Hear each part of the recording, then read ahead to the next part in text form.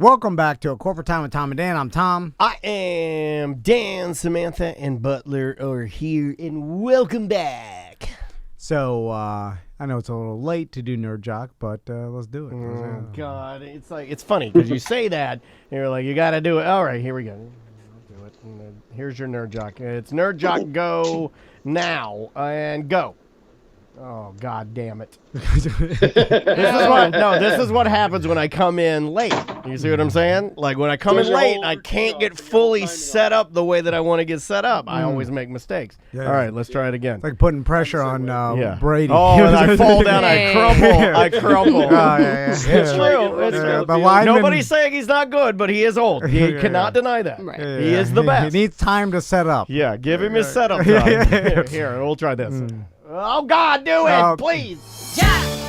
Nerds! Jack! Nerds! Jack! Nerds! Jock, nerd, jock, nerd. Jack! It's Nerd Jock with EJ. How you doing, I haven't EJ? seen that intro yet, that video. It's pretty good, right? I like it. Yeah, it came out nice. It came out nice. Interesting. Oh, it's because of my face. Thanks a lot. It's that young EJ photo that got me good. Weird. Well, no, it's got a lot of dye in that photo. A lot of nerd in the young EJ. Yeah, for sure. So how's it going, EJ? Good. How you guys doing today? Good, man. Not bad at all. You know. Thank you. I'm glad Sam is back, though. I need a little pushback from me every once in a while. Yeah, I'm here for you, we buddy. were just letting you go crazy. What are you talking about? You guys let me say a bunch of wrong stuff, and I got away with it. And then no, it's not that we let you. It's that we don't know when you're wrong, and nor do we care. Yeah, I mean, also, we only bully you 100% of the time, so I don't know what you kind know what's weird is that we bully... but I don't listen to you guys. I listen to Sam. Now, hold on. I take her criticism personally. Shut up. You guys, I just let it go. Shut your mouth. Oh, my God. We bully you incessantly, and all you do is send us messages about, thank you for giving me the opportunity. Oh, I love you. It's weird. It's like I'm some sort of dominatrix, and the guy's like, wait a minute. My balls. It's called trauma bonding. Yeah, trauma bonding. In my therapy session. It's like, it's almost as if I could have been doing this to my wife for years. And she's thanking you. Yeah, she's too like, far gone. She's like, you know what? You really do keep me in my place. He didn't mean to beat me. What do you got first, EJ? Let's talk about football for sure. Because how'd you do in your gambling this weekend? No, I have some gambling questions. Why'd you bring it up, EJ? Because I knew you bet against the Bucks. You're running down a dream. What were you doing? No, I just bet. Now, what I've realized is I can get way better odds betting with BDMs than I can with all these. Oh, online... now you're just running your own. All right. Yeah. I don't know if that's illegal.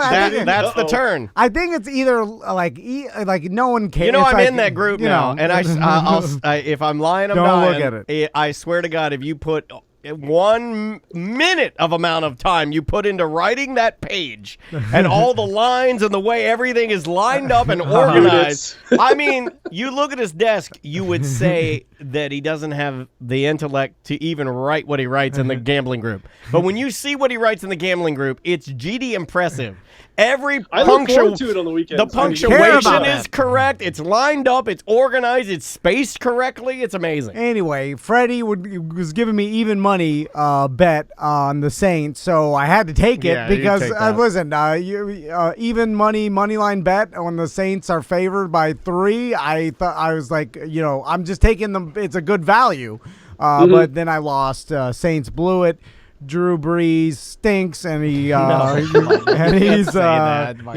and he leaves, and then he plays. He's a disgrace. And he plays with his kids. Brady throws his son a touchdown pass. Even his own sons want Brady to throw a ball to him. I thought that was cute. Yeah, it was fine. How many kids does Brees have? 4 or 5? Million. Is it 4?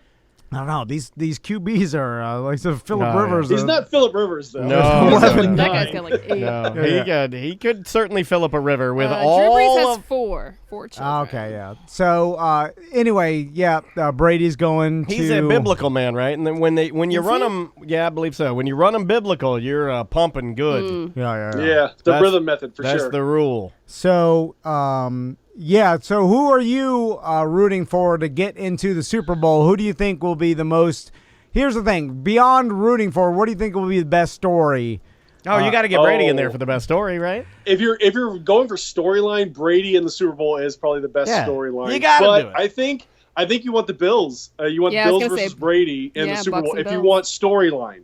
Now, my opinion is I think it's Bills Green Bay. Patrick Mahomes doesn't pass concussion protocols, because the Bills are going to kill Henny if he. What do you think about Green Bay? Yeah, Green Bay's going to win that game because they're playing in Lambeau, and Tampa's coming up there from, like, what is it? It was 40 degrees today, but it'll probably be 70 by the end of the week, and they're going from 70 degrees to like below zero in Lambeau Field. Well, what about the storyline of Rodgers versus Mahomes? Both were up. They were leading contenders for the MVP. Yeah. So this would That'd be good. This would be the final determination who's the most valuable player, right? Well, but I agree, Bill. You want to go best game, right? And what's best game? Mahomes. I think best game is Packers Bills. Mahomes Packers is the best, most exciting game, right? I am a Falcons fan. Brady decimated my Falcons. I think you have to throw him in there for entertaining because the guy knows how to win a game. The story. And you can't put him out, right? He can come from behind. That's what he does. Brady won that game is the Saints dropped 3 interceptions that they should have had. That's true. It wasn't the best Brady. Both those teams were garbage in that game. If you really break it down, Tampa didn't play good, neither did the Saints. So that's the reason why. All right. And the Saints turned the ball over. It was ridiculous. But you're right. Here's the thing. Brady making the Super Bowl the year he left the Patriots is the best story. I mean, it would be like, oh my God, look at the Belichick. I mean, the only time nice to see somebody back it up, I guess. Here's why I just figured this out why I like it, because it would be the only time that people start throwing shade at Belichick, because no one ever throws no one ever talks ass about him, or like everybody's like easy to talk ass about Brady. He doesn't eat strawberries. Football genius. He's a god. And then all of a sudden, Brady goes to a different team, makes the Super Bowl. I mean, winning it would be ridiculous. I doubt it. Well, there's also a lot of other parts to that. I mean, I think Tampa's defense is pretty darn great. White's pretty darn great. There's a lot of weapons on that team. It's not just, Brady. It'll be a tough ask to go to Green Bay and beat Rodgers the way that team is playing. But Rodgers is secret. Yeah, they stomped the Rams this weekend. They stomped. In the cold, and there's a lot of things going against Brady, but that would be a story. Plus, the other stuff about the Belichick and how didn't make the playoffs, made the Super Bowl. Yeah, it's all that. But the fact that burns really hot and fast. You know what I mean? Like, I want a good game. I hate Super Bowls that when I watch it, I'm like, this is a blowout. And then I'm trying to watch the commercials, and they're not good. Yeah. It's like, I want a game. Have they announced who the halftime show is going to be? Yeah, the weekend. The weekend. I totally missed that. Yeah. Okay. It's the weekend, so we're going to get the some commercials. Yeah, because everyone's singing the song and like the toll booth attendant singing it. I'm going to end up having to watch that one because my daughter absolutely loves the weekend. Like, that is her guy. So that's her guy. She blinding lights. That thing. I've heard it a million times. EJ, now going back to the Chiefs Bills or Browns game, and you talking about the touchdown that was taken? Well, not touchdown, the fumble out of the back of the end zone. Touchback. Well, there's that. We've talked about that rule. People hate it. Some people, there's the biggest. I think it's the most.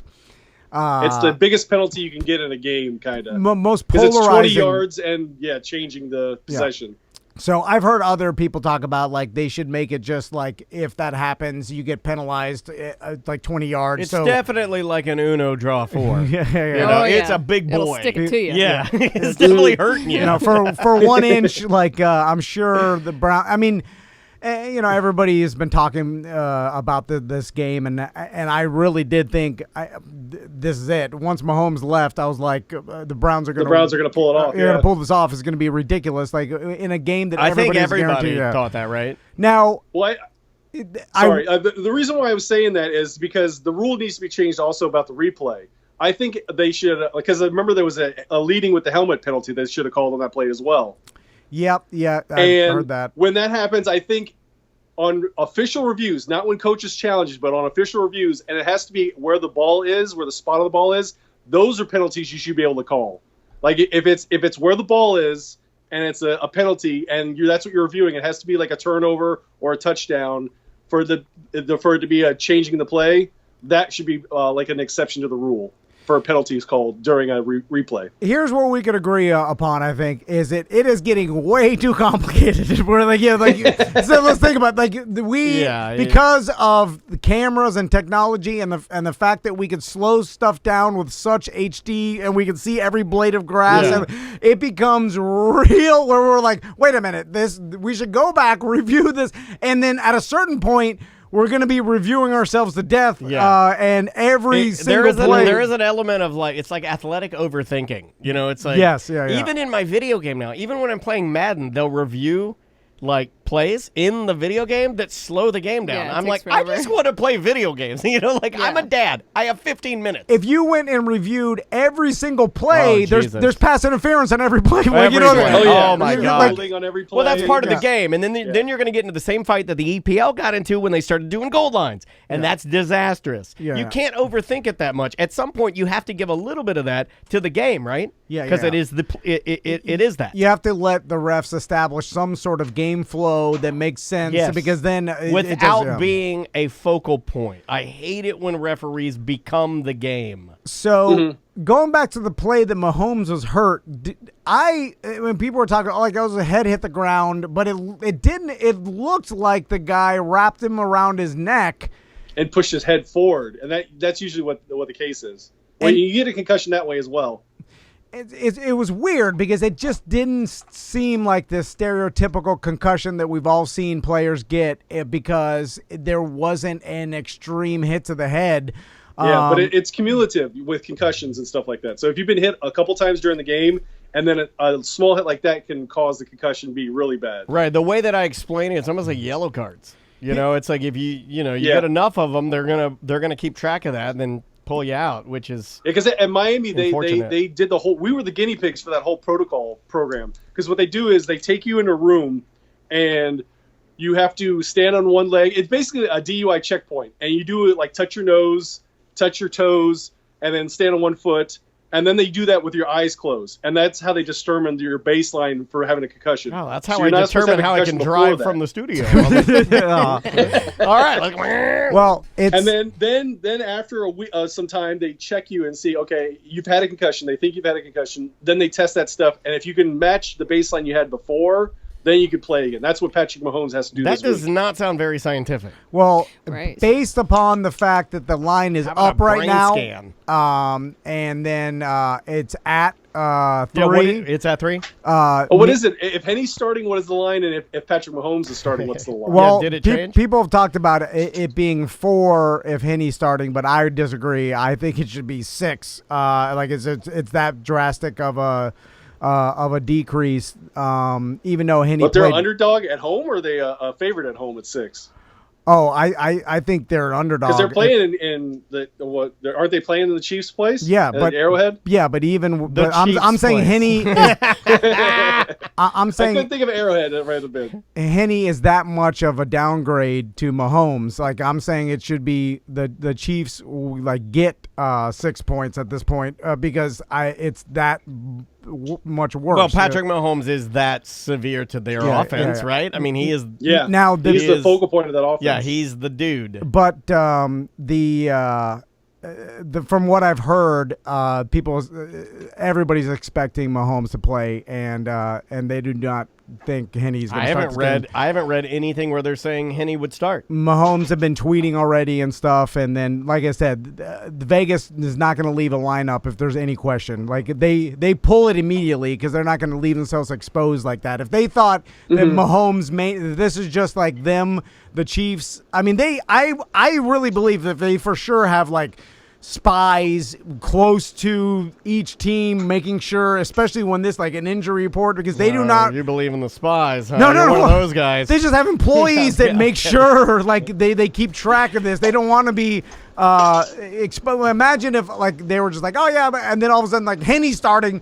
they would be crushed because they're leaving that 3 out there for so long. It destroys the entire business. They could be in a real bad position. Anyway, let's move on from football. Yeah, what do we got? We are camping. Well, the one other story I got to talk about is, did you hear about the Bills Mafia? What they did after they beat the Ravens? I thought that was super awesome. Yes, they donated money to Lamar. Yeah, they donated to Lamar Jackson's charity. They're like, just because the backpack for something. Yeah, they're like, just because because he was. Well, he was nice. He stayed after the game and took pictures with the Bills Mafia. And they're like, and they're a massive, I guess, to align it to supporter culture. I mean, Bills Mafia is huge, and they, what was it, 25,000? 150,000. Oh my God! The last time I checked. Good Lord! Yeah, so they're really hooking. They were up. putting people through tables and squirting each other with ketchup and mustard and giving them 150 grand. Yeah, pretty cool. Yeah, that is cool, and I love that kind of camaraderie, man. That's neat. Also, real good publicity for that. I mean, sure, like a lot of those. I mean, even supporter groups they run them like businesses. Yeah. You know what I'm saying? So I'm sure the Bills Mafia has like. They always have charity components. Yeah, and it's run like an organization. Usually, someone takes like whoever runs those things has like business experience. You know what I'm saying? Typically, you run it like it's no different than being on like the board of like a children's charity or something. Yeah, I mean, a lot of times they try to do good, and that's the stuff like Iron Lion Firm, the Ruckus. They've always done that for Orlando City, so this is no different just in Buffalo. Yeah. Okay, cool that they we did a crossed the line. feel-good story, and now let's do a really horrible story. Did you hear about Jared Porter, the GM of the Mets organization? I saw the headline come through this morning. I did not read it, so this will be new news. Oof, man. So he got fired today for in their zero tolerance for sexual harassment. And supposedly when he was the GM for the Cubs, I think he was the GM. I know he was in the Cubs organization. He was sending D-pics to a foreign correspondent reporter, and he finally got caught about it. Why? It's a little bit different. It's a little bit different here at T&D Media. We have a 2% sexual harassment policy. Yeah, okay. We have a 2% tolerant policy here. It's like the milk. Yeah, 100% if it's male, like the Butler. That's fine. I encourage that. 110%. Like Samantha says, why? Just why? Exactly. Why it's do uninvited. If she asked for it, and plus there's a record of it. Like there's no way you're going to be able to delete all that information. I mean, if she asked for it, why can't you just? You know what I used to do? This is old. Call me old school, but I used to try and show it to a woman who wants to have sex with me. Right. That we're in the room. I don't. Maybe I'm just old school, but I don't do anything with the device.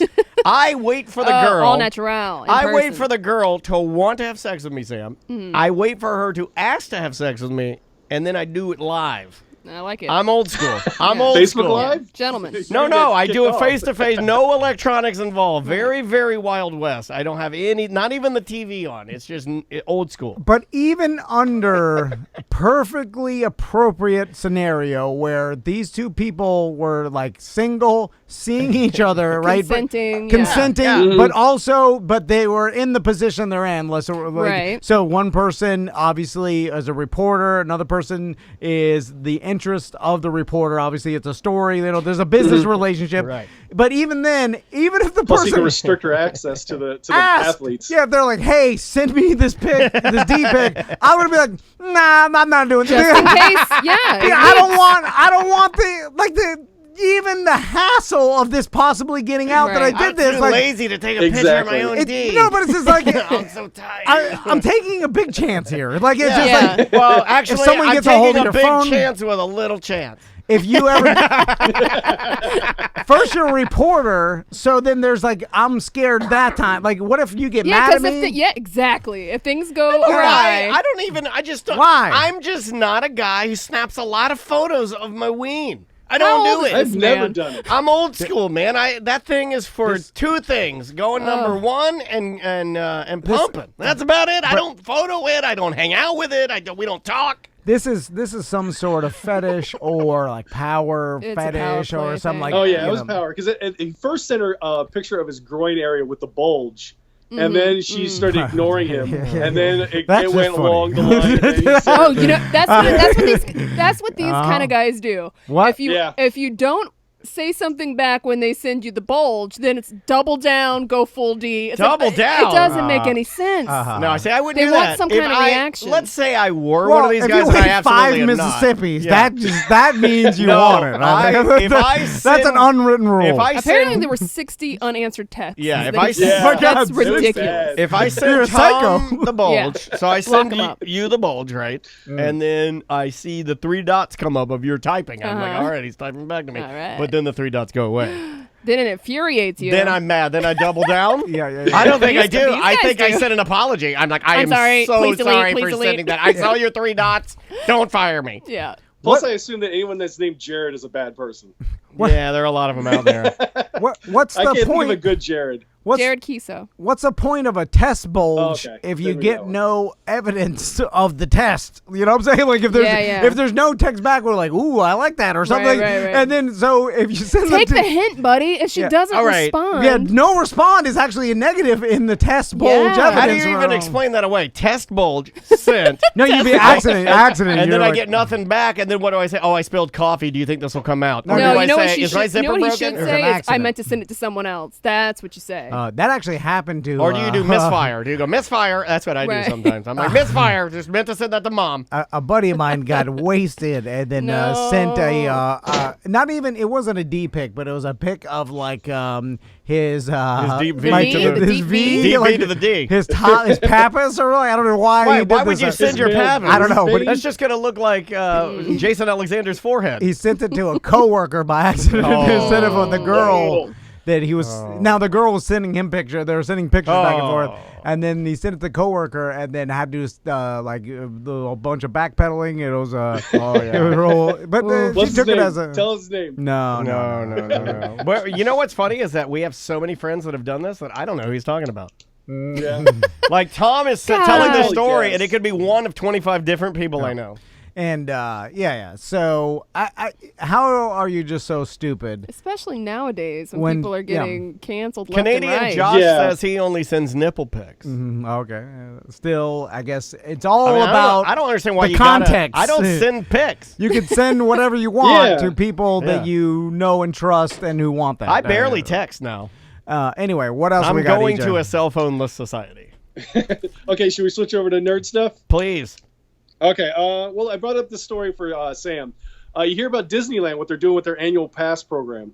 They're canceling it, are they not? Yeah, they're canceling it. And then the one here, they're not making any more new annual passes at Right. Disney World. Yeah. So you can't buy a new annual pass anymore.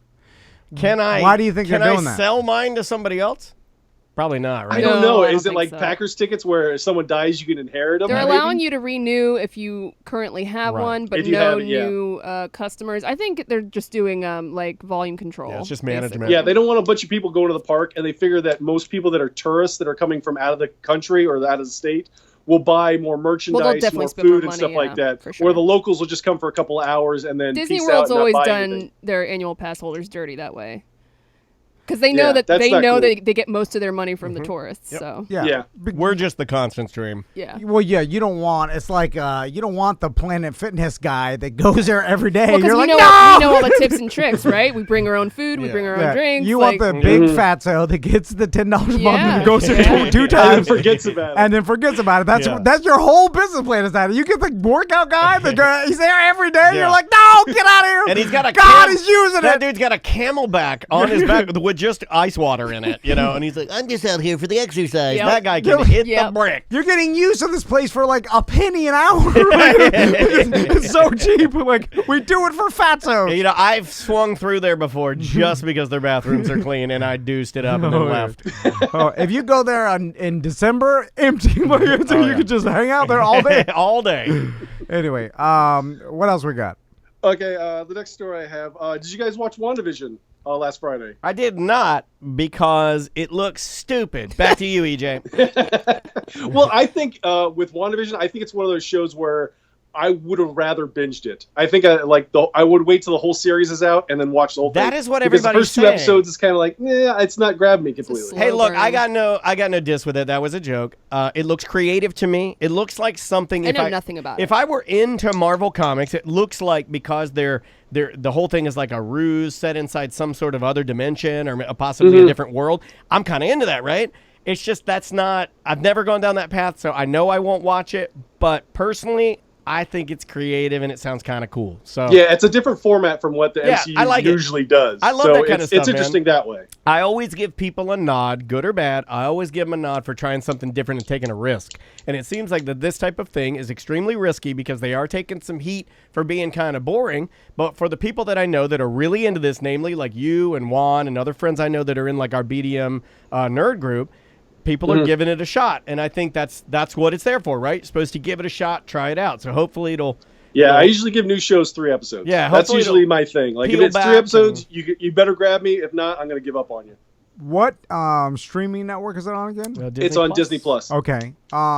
So I guess every streaming service and every network is going to have their own way to tell if a show is working or not, and I guess they can just watch how many people are watching it and how many hours are put into it. And so, and they all are going to have different thresholds, right? Obviously, they all not going to have the same standards. So, and we don't see it because at least in the old school network ratings way, the ratings were posted publicly. With all these streaming networks, it's all internal. Like you don't have no idea if they have like the thing on the title screen where it's like trending now, or like or top 10. These are top 10. Yeah. But they can control adjust that. Exactly. Right. So who even knows? So I don't even know if it's real. Like everything. Well, you can't trust the ratings on anything, whether it's Nielsen or whatever. Of course, whatever you can't trust goddamn ratings. Sorry, I just needed to scream that once per hour. No, yeah, that's. I mean, obviously, that's the dumbest way. All the Nielsen stuff is the most antiquated, ridiculous way. Yeah. It's being collected by horse and buggy. But what I'm saying is that if any of these streaming services, like they have plenty of money, if they just if the downloads weren't up to standard, they can be like, run it out. People that like it. Yeah. And cost wise, it's good because they've canceled. The thing about the old school way, the network way, they probably canceled a lot of shows a little too early. There was still a fan base that wanted it, but because it dipped below their perceived value, Firefly is a big example. Now they can let stuff roll and pull because small audiences on smaller shows. If you have 100 small shows that are pulling in, I mean, you can arguably have the same amount of people eyes on your network. You just run smaller shows. WandaVision, to me, looks like it would be cheaper to produce because of the sitcom, 50 sitcom budget aspect. was $150 million. Right, but I'm just saying they can save all that, right? And then who knows? Maybe episode 3, 4, and 5 are ape-s bananas. I don't know. And if you have a smaller slice of audience, but they're really into it, then it's maybe advantageous for you to just keep it going. Yeah, because merch sales and comp stuff. And you're like, okay, it's not universally liked. And that's a good thing, too, with the new way things are put out, is back in the day, they would just try to, throw out the cast net and get everybody. Like, we want 25-54. So we're going to make jokes for 25-year-olds and 50. Like, that's a big range. So you water down your content so that it appeals to the mass audience. And now they can go out to, they can put out shows that appeal to risk. Well, it's your business. It's your business model. You have dedicated listeners that are going to listen to you guys, and you'd rather have those guys than just casting that general net for everybody. So this is probably the best thing for. Well, you do both. You cast the general net and see if you get them, and then you make some curated stuff that's a little more specific to pull in the guys that are diehards. Yeah, and then really the diehards are the only ones that matter because Disney knows that if there's diehards, they're not going to cancel their subscription because they want to watch the show. And that's they'll spend the money. Yeah. How do you guys feel about spoilers for products before they come out? Have you seen these things? It's hard to explain. You haven't said anything yet. I threw it all over the place. Yeah, I don't know what you're talking about. Seen what thing? Okay, Mountain Dew spoiled the new Batman movie already. Have you seen the story about this? No. Okay, the Riddler is supposed to be in the new Batman movie, and Mountain Dew has a new drink that's the Riddler, and they showed what his costume looked like before anyone else, and I don't think they were supposed to release it yet. because they never showed it in the previews. No, they work that stuff out. It's a gigantic company. You think they sent the artwork for the new Riddler over and the guy's like, oops. You know, it doesn't work like that. I photoshopped him on, and then we put together this commercial that cost us $10 million. And EJ, and I'm sorry to you and all the other nerds, but honestly, how did you fall for it? But I'm sorry to you and all the other nerds, EJ. But guess what? Knock, knock. Who's there? The costume's going to be something green with question marks on it. Did you guys really think that is that such a spoiler? Oh, my God, look at his revolutionary costume. Oh, there's only one question mark on it? Also, you know how much Mountain Dew paid for them to be able to, for them to release how the new costume looked like? That's part of the funding for the movie. They negotiated the deal like, hey, you become a sponsor of this movie, and we'll give you the exclusive. We'll give you the exclusive Joker costume. You guys, and then the story, Riddler, or whatever the hell the nerd. Riddler, you're taking too long. I'll put a bullet between your eyes while you're reading your riddle. Good job, writers. You already have the Joker. Like, I agree. We want the riddle. Yeah. And then the next guy we have, he's gonna be the punchline. Who's that guy? Then we got that guy's the setup. Then we have the stand-up comedian. We got the headliner, the feature, the evil jester. This is the whole same garbage. The warm-up man. We got Three-Face now. Get something different. You guys are you guys are gonna love the next two stories because they're the most ridiculous things I've ever seen. I sent Sam a trailer for the new Nick Cage movie. Have you seen this yet? No, but it seems embarrassing. I think it's the first video. It's very Friday Night at Freddy's. It's basically Nick Cage is at Chuck E. Cheese, and the animatronics come alive and try to kill him. Oh, I'm kind of into that. All right. Is it a horror movie? It's kind of a horror movie. Like, he's sent in there as a janitor, and he's kind of like, oh God, you guys are gonna have jokes about this. He's kind of like me, getting sent to Chuck E. Cheese to get sacrificed to these animatronics, and then he turns it on him. So I believe that I can play this trailer. So give me 1 second. Here's the thing. I can play a little bit of this for us. I actually like this route because Nick Cage realizes, like, hey, he knows what he is. Yeah. He knows what he is. It's Sam Jackson in Snakes on a Plane for sure. Now, is this a Red Band trailer at all? I don't think it's a Red Band trailer. I'm pretty sure there's no cuss words in it. All right, we're just going to play a little bit of this to see how it goes. All right, here we go. I see this going. Well, Sam's back. She can do some editing. No, hold on. You leave Sam alone. You don't talk to her that way. And it's called Willy's Wonderland, which is too close to Willy Wonka. Okay. Yeah, this definitely Snakes on a Plane. Ooh, the 808 drop.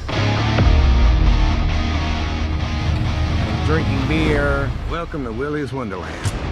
Spend the night cleaning Willy's Wonderland, and I will pay to have your car fixed. Deal? Oh, man. He's a grifter like Tom. On staff. Let's get the hell out of here. I can't stand to hear a grown man scream. This place has a dark history. I know the bullshit story they told you. All right. Come on! What's the time? I knew it was coming. I played his intro again. My God. So Jesus Christ. This is just hell breaking loose. A ridiculous, horror/comedy with Nick Cage and him fighting animatronic. It's fine. It's good. This is better than I was about to call it Hidden Temple or whatever the hell his movies. Here's why I like it. Lost at the museum. National Treasure. National Treasure. Yeah, here's why I like it. It's not zombies. Yeah, I'll give you that. Yeah. And I like that. And I am a big fan of, and I'm a big fan of this with video games too. I like the game where you drop me off in the mall and it's like a zombie game and I gather different weapons and I just have to fight my way out. Rising? Yeah, like Dead Rising. Yeah, like I am a fan of the. I like it to be. I like my shows to be this way too. I like them to wrap it up at the end of one episode, but I like the characters to have some history. So for sure we could write this movie, right? He goes in there and maybe he has a team of his friends that he calls, and then there's like. They start giving him the folklore of the people that have gone missing that cleaned before him. Or like somehow it's a group of people, then they fight, and each one of the animatronic animals has some sort of tie-in to, like, I bet you they do this. Strengths. No, but also a tie-in to people's childhood animatronic animal, the Chuck E. Cheese. For sure there's going to be a big rat. The gorilla. There's gonna be something like that. There's gonna be a drum playing dog with a propeller on its head. There's gonna be some sort of tie-in to all these throwback places that did the animatronic birthday parties, and so that'll be add the comedy. Each person will get killed off, and Nick Cage will be the last person, and it'll be him versus Chuck E. Cheese for sure, right? At the end, At the end, and there'll be some huge fight. He'll have to manufacture weapons throughout. And then he'll do this thing where he shoots the rat, and then it starts freaking out, and then it's like, you have one unlimited token. Yeah, and then that's like the end. And then instead of blood, the tokens spill out like and then he's like spraying out like a token cleanup aisle 4. It's all. I'm not joking. That's gonna be that. It's weird. How can it be different than that? It's gonna be that. It won't be, and that's why exactly what I want to watch. Though. That's true. Cake. That's why I'll watch it. Yeah. There should be the last one. A little bit of nudity. The last story I have. Oh, sorry. No, I just want nudity in there. Yeah. Yeah, that probably will be. Well, they already said the S word, so we're good. The last story I have is another. Did you guys ever watch the movie Guyver? Not MacGyver, but Guyver. It was like a anime it's live the action. Non-Irish Guyver, right? It's just regular Guyver, and then Irish Guyver's MacGyver. So what is it? Where the guy becomes like a robot suit and he fights aliens. No, you never saw that? Okay, the movie that I found is called Psycho Gore Man. And basically, it's a little girl controls a demon, and she gets the demon to do whatever she wants because she holds a stone. And it reminds me of Guyver, the way the characters are designed and stuff like that. Is it a cartoon? No, it's a live action. Is it gory? Yes, because the guy's like a hellspawn guy. He tells like he's going to destroy the universe, but the girl controls him and says, "You be quiet and stay over here. Wait till I get back." You sent us that trailer as well, right? Yeah, I sent that trailer as well. Is there cursing in that one? Of course there think is. so. Yeah, probably. Is that when they're releasing these movies now? There's going to be. I think this one's on Slasher, the horror streaming service. And the other movies are going straight. Everybody can just rent them from their house or buy them or whatever. Whatever platform you use. Here is I'll try and play a touch of this. Just sorry, EJ, I got you potted down. Just that's fine. Yeah, hold on. Okay, here we go. Here's a little rated bit PG. of Psycho Gore Man. Yeah, it's with kids. Ago, a nameless evil was imprisoned in a place far beyond reach. Hurry up! If he were ever to be released, it would spell certain doom for all existence. Is that fear I smell? Your planet will be torn to pieces, and I will treat your angry screams as I rip. Is this yours? B? Oh. Okay, so it's a comedy. It's I mean, it's like a kid scary movie. Yeah, it's like little girl controls demon and then gets him to do stuff. And this is too scary for Tommy and Max. Oh yeah, your kids. Well, but he's doing funny stuff. No. There's just it's very Power Rangers-esque if you really break it down. Yeah, it's very campy. Just that monster alone that'll get Max. Yeah. He's Yeah. more sensitive. Tommy But he's got a cool hat. Yeah, you should make him have grit. Make your kids watch this and toughen them up. No, you don't understand how long that trauma lasts. Micro trauma, though. I like that. You know what I noticed? You just need to dress like that. The Star Wars clone cartoon. What is that called? Clone Wars. Is it The Clone Wars? Yeah. That is a little more It's an adult. aggressive than even the movies. Yes, I agree. Mm-hmm. And I think it's because it's animated and they think they can get away with more. But I agree. But Max is more scared of the cartoon than the damn thing. You got a tough. Is he scared of Ventress or something like that? It is like an adult cartoon. I started it's watching more them. Like, intense. it At is. 5 years old. I agree. Or that Vandal Savage? It's. I just found it interesting, and I wonder. I was like, Savage. it's probably because it's animated. They feel like they can go for sure. further. Well, I mean, it worked for Family Guy. I mean, that's basically porno now. It's like they put all kinds of stuff on there. All right, EJ. Are we? What time? Well, I mean, this one was bad, EJ. I'm just going to be honest with you. I did this on purpose. A bunch of bad stuff all together. Well, we might as well. Well, now that we know you did it on purpose, awesome. No, I'm just kidding. You got any I'm more? trying to take the power away. Because we might as well go for a little bit longer. Give me 2 more minutes of garbage. You got 2 more minutes of garbage for us? Should I throw my brother under the bus? I didn't even know you had a brother. Yeah. My God. Yeah, you didn't read the one thing in the BDM group that my son said that, like last weekend? Yeah. What? No. What happened? So we're driving down the road the other day, and we're stopped at a stoplight, and there's a heavy weed smell at the stoplight. And we had the windows rolled down so it's a nice day out, and my son goes, "It smells like Uncle Jason's house." Oh, and me and my wife look at each other like, "Uh-oh." I mean, it's doing the math. Yeah. That's leave him alone. And when he grows up, they'll be legal everywhere. There's like, it'd be like buying a pack of cigarettes. He'd be like, I'm smoking this food for you. Doesn't mean you're a degen or anything at all. But it's curious that he feels comfortable to either fill his house with weed smoke before his nephew comes over, or the fact that he smokes so much that his house just reeks like weed. Yeah, that's, that usually means you have a lot there. Well, I'd certainly feel comfortable leaving my kids there.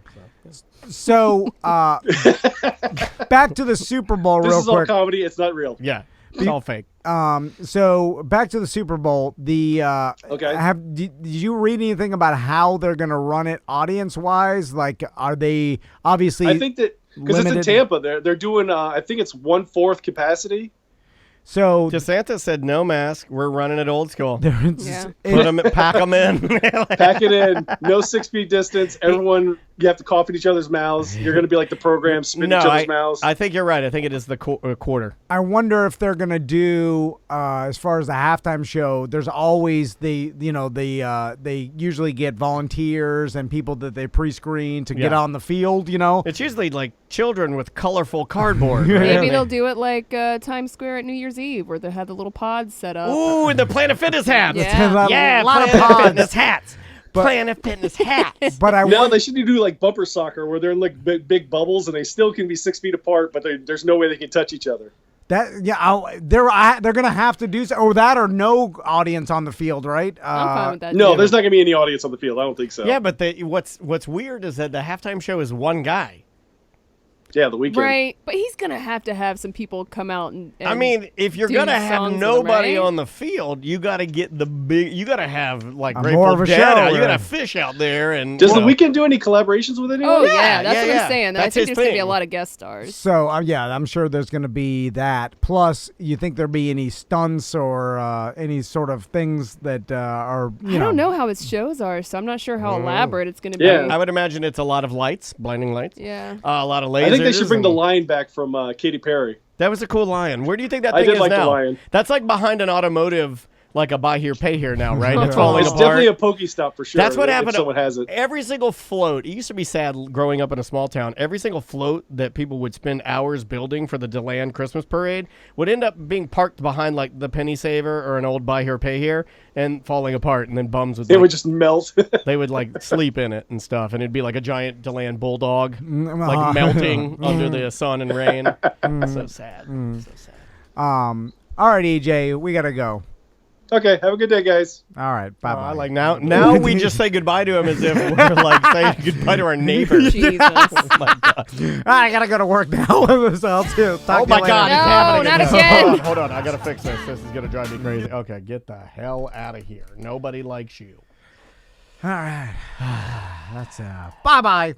Welcome to A Corporate Time with Tom and Dan. I'm Dan. I'm Tom. Samantha is here, Butler is here, the Fish are here, and we would urge you to check out Twitch, twitch.tv/Tom and Dan Live to watch our show live video every single day, and all replays on YouTube. Again, Tom and Dan Live. Let's I don't know if we got a new song. We do. We do Okay. have a new song, which would mean we have to forego using the intro created for us by Oh No Media, but let's go ahead and try this one. This is from our friend Joey Mazant that I know you guys really like, and I know, Tom, you really like him for reasons you like to take advantage of his gambling gifts, and you take advantage of him and you use him as a pawn in your game. Math savant. But here we go. So I'm going to pot our guest up, and while she stays quiet, she's going to get a brand new song from Joey Mazant. Here we go. Just talked to this guy, became a BDM last week. He said he's got a real weird job, and his boss is a f***ing freak. Well, I said it's a Wednesday, so you should call Tom and Dan, and they'll give you a hard time. Thank you, Tom. He said it's a new job and it probably won't last. I said take a drink and never think, and here's to the past. I said it could be worse. You could be living back home, probably in your parents' basement all alone. Don't be a snob, you big fat slob. An epic town with a weird-ass job. You're just a clown, but I love this town. A weird-ass job in an awesome town.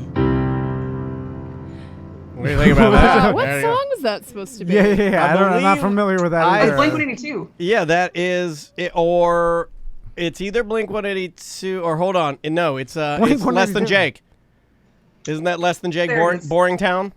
Yeah. Oh, okay. Yeah. I think that's what that is. Yeah. Well done, Joey Mazant, and well done, our guest. How much time are you playing? You're playing live piano and singing it, modifying some song.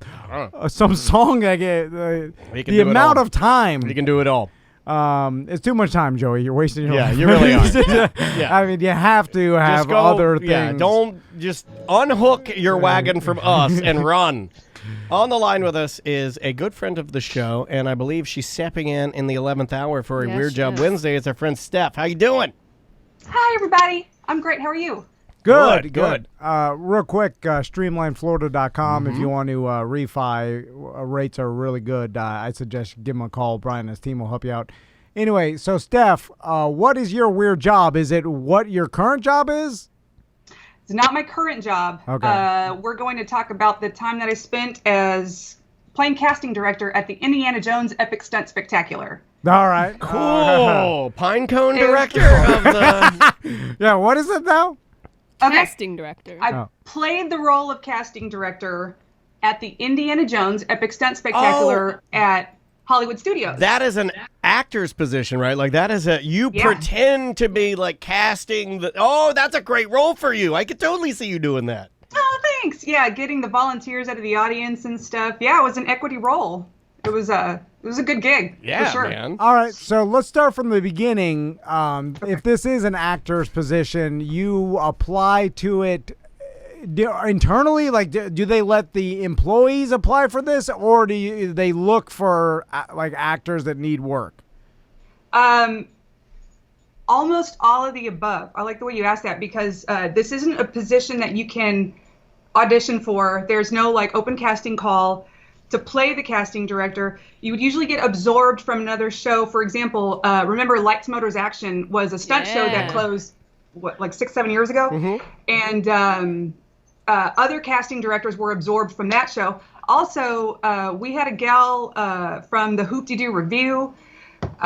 So you don't do an audition with like a monologue like you do for many of the other acting roles here in Orlando, but the actual casting director will just have you in mind for this position. So just to set the record straight, this is not to be confused with like an actual casting director who, like gets people for shows. Right. I'm playing the part of a casting director. Yeah, I remember actually the show, like the person that... You pick fat dads out of the audience. Yes, yeah. You're a fat dad picker. Yeah. So let's talk about this. So once, like... I'm sure a lot of people are familiar with the show and remember I love that show. What your part does. You have the most crowd interaction and stuff. So what are the behind the scenes stuff as far as like picking the right person is important? You get to see it like a young teen put on like what sort of looks like a Nazi costume and stand on a plane and start karate chopping people. Because you picking the right people is essential to how the show comes off. And it really is. It's important. We've talked to Summer about horror the makeup. Aiellos, and we've talked to Mike Aiello and Summer Aiello about how, you could ruin your show by picking the wrong person, so it's kind of a big deal. You pick some douche that like thinks he's funny and wants to do his own thing. Oh, jeez, Louise. So what are some of the things that you were trained on to actually pick the people? Because obviously you don't pick whoever volunteers. Like it's almost better to pick the person that's like. I think you always go. I think the rule. And look, this is a hot take. I'm going to guess the rule is always go Asian grandma. Always go Asian grandma. Always go Asian. If there's one in the audience, Asian grandma, Asian grandma, Asian grandma. So they're always sweet and funny. Always. So let's talk about the training. So what was like behind the scenes training on how to do this?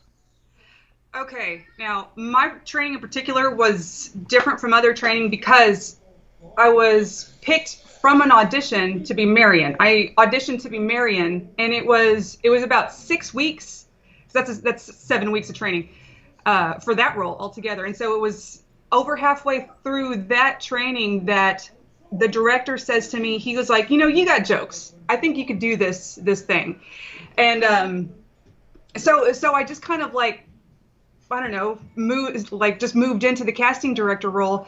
And then, but training to be a casting director, they tell you, first and foremost, you're supposed to go with somebody that has just bonkers energy. You know what I mean? They're just like waving their arms in the air. They obviously have some kind of personality to be jumping up and down in this big old crowd when I say, let me get a volunteer to do this. And so if you can get the casting director's attention, you're already got a leg up on getting chosen. So now occasionally I would pick like a really good looking, very busty young lady, and that was for the dudes because for the guys, for the tumblers. Steph's doing it for everyone. You know what? You work side by side. You are a hero. Yeah, you are. You're doing work for everybody. You're not forgetting she picks the dudes. The hot moms. Yeah. I forgot the rhythm. How many people or volunteers? You forgot the rhythm method. No, just I know how to do it. How many volunteers do you actually get out of the audience? I don't remember the 3 show. or 4, right? Okay. So there's a minimum of 9 volunteers. Oh my God. And it's 3 rounds of 3 volunteers. I want my screamers, laughers, fallers. So the first group, you get at least 3 people. Let me hear you scream. Wow. Okay, great. And then they go off and then they get dressed. They put on like a turban and hold on, Steph. Are your kids supposed to be doing virtual school right now? Because sound like they're having a party. Get your life together, Steph.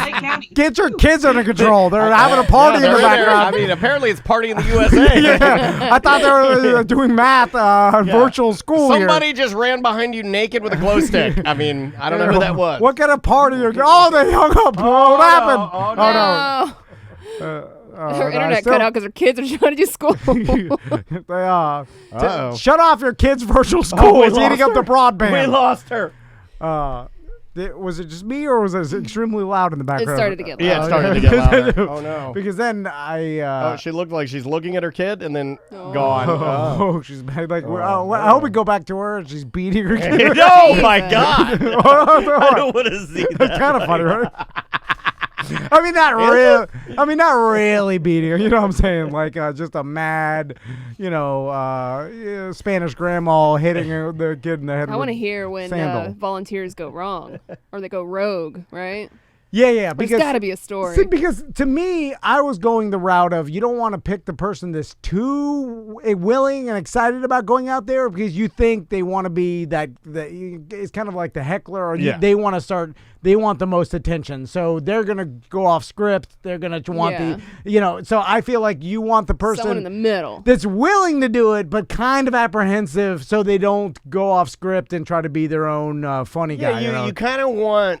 I mean, and all of like the way I'm thinking, you want a Tommy, like your son. You want somebody that knows the rules and respects them, but you also want him excited to be there. Yeah. So he's like a good Mark. Andrea's a good Mark. Natural excitement, but likes the rules. Like that. Yeah. Those are your guys, right? Like good. Yeah, I guess you just gotta get good people. You get the just pick a good person, not a bad person. Hard to tell. Like I'm saying nothing but garbage. Right? No. There's a bunch of stanko kids though. You get them up there and they freeze. No offense to Ross, but you pick Ross, and then he's working in some of his stand-up. Bit. He's gonna try some bits out. He's doing he's going above and beyond, and maybe she says she's trying to call back. Okay, here. That's not what they want. But Tell they her might to try one more time. They might want I'll to. get her. You're right. It could be it's so boring that Right. you just want anything to like As long as you don't like spruce it up. curse or do anything crazy. And I guess they want each show to be a little bit different. So the It's gonna be different every time. The improv is going to come with the There we got her back. the, attendance. There you go. Steph, did you go and hit your kids over the head with your sandal? In the USA is it's crazy over here in Lake County. Okay, All the time. That's so cute. So we were talking about how we were surprised that you actually wanted to pick the most exciting person because we thought that person would try to work in his own jokes or want to get the attention himself, and that kind of ruins it.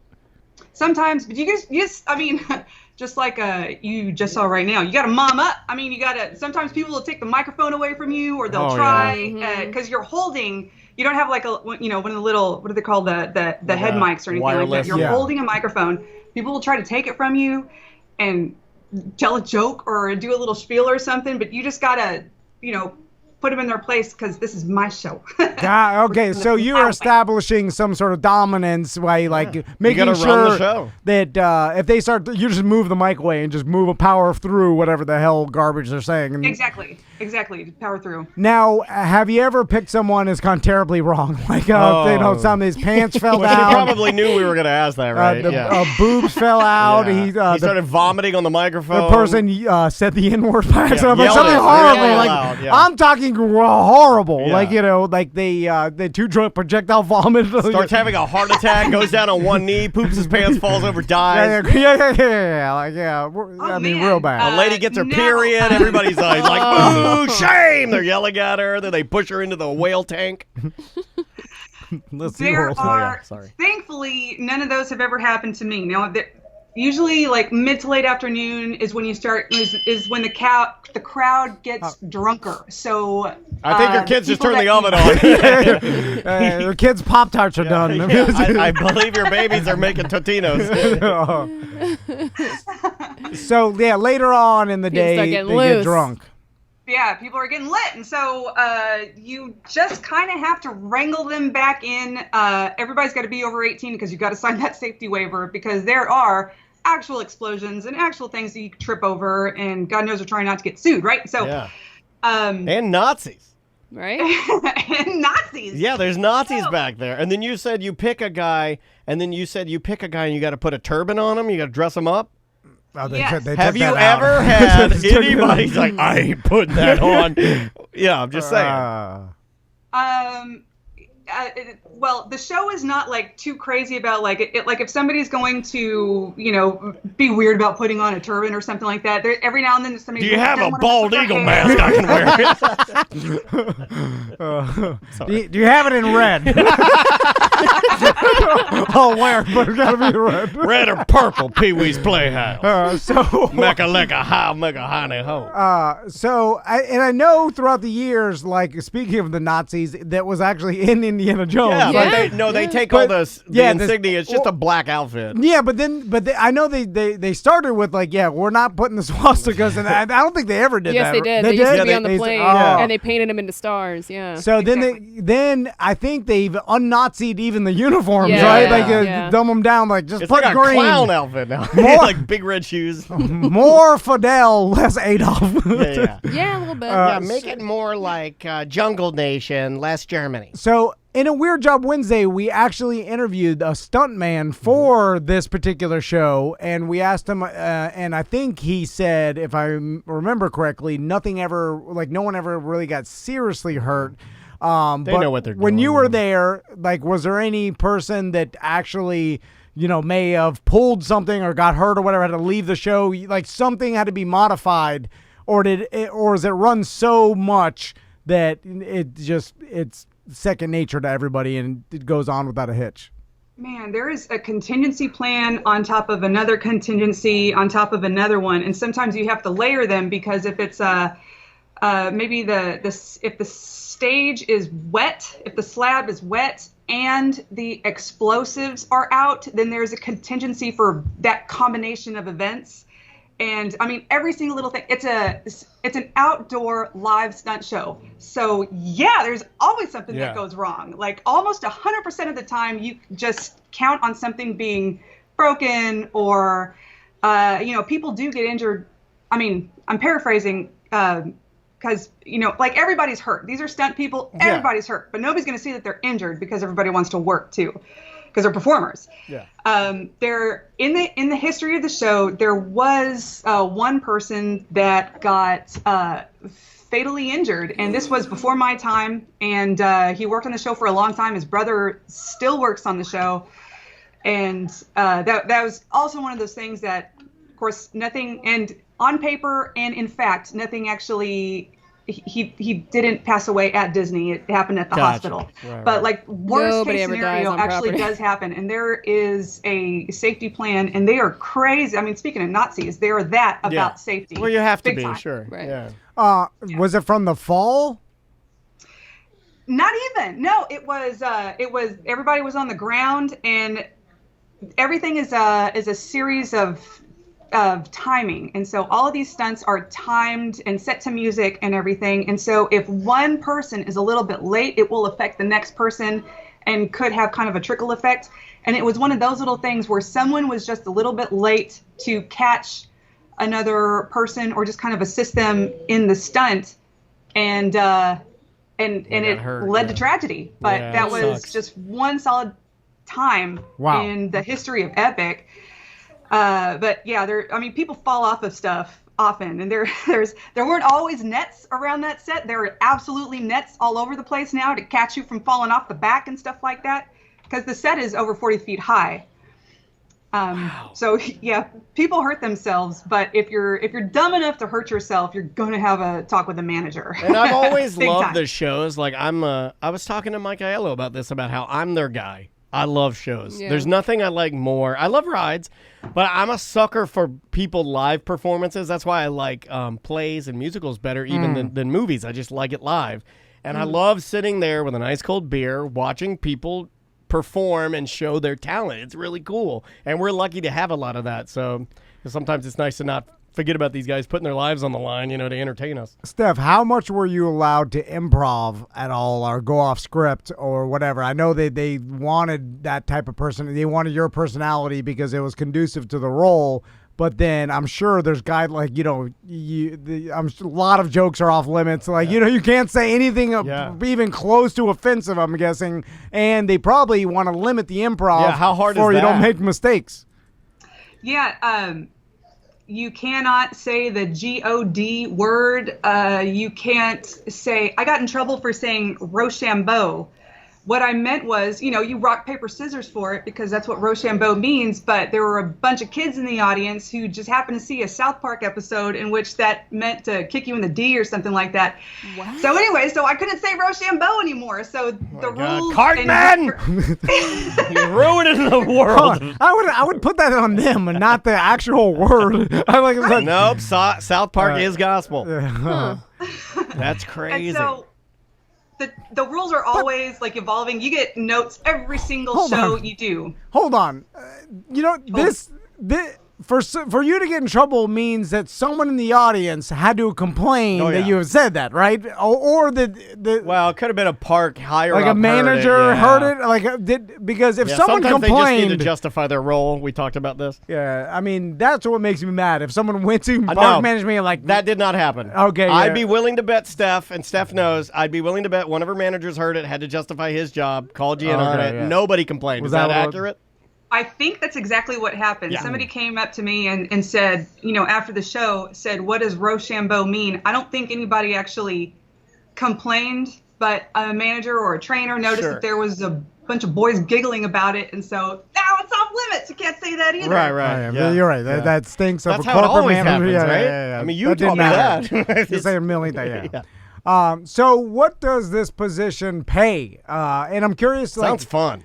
And is this full time? I How many shows? By the way, Steph probably knows this, but I would love to do this. This sounds fun as hell. Is it like a cruise where you're doing this show and then during breaks you have to serve some fries to make? You know what I'm saying?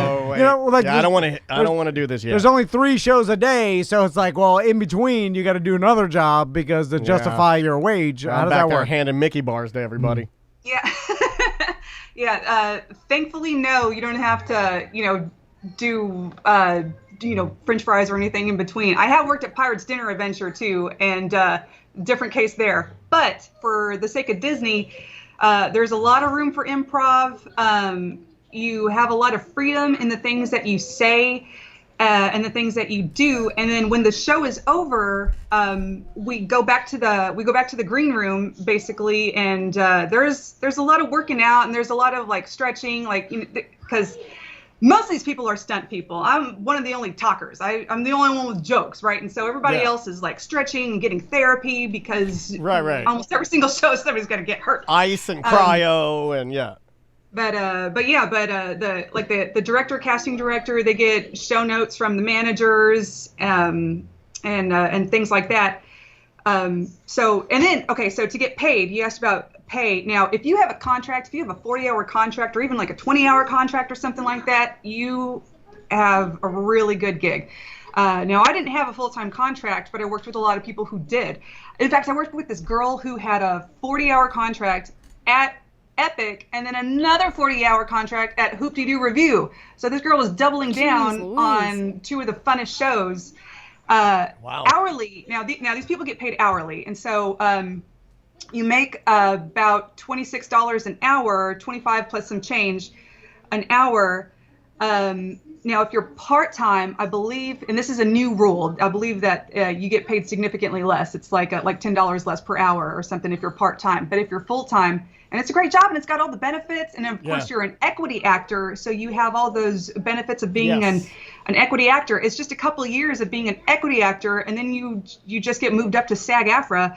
And then next thing you know, I worked with so many people that went to Atlanta, because Atlanta is the closest version of LA, and so these people are making movies.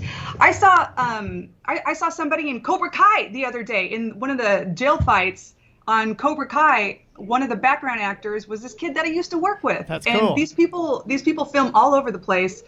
You have no idea how many actors you've seen over and over again that are in the background, and you'll never ever know their name. But these people were in the Ghostbusters movie, all kinds of stuff. That's cool. Yeah. And they get paid pretty well. And we get all of that talent here because their main job, their consistent job, are these shows. That's why it's important to get out there if you can and if you're comfortable to support these folks when they are they still even doing it? No, not right now. I don't believe. I mean, Which even sucks. limiting. Why do you think I don't go to the theme park as much? Even Andrea and Maisie will go, but the shows that I want to see aren't open, so I don't go as much. And those people are probably work for a separate company or are they Disney employees? Are they out of work? Basically, if you don't work, you don't get paid, right? Are they all screwed during this COVID? I don't know.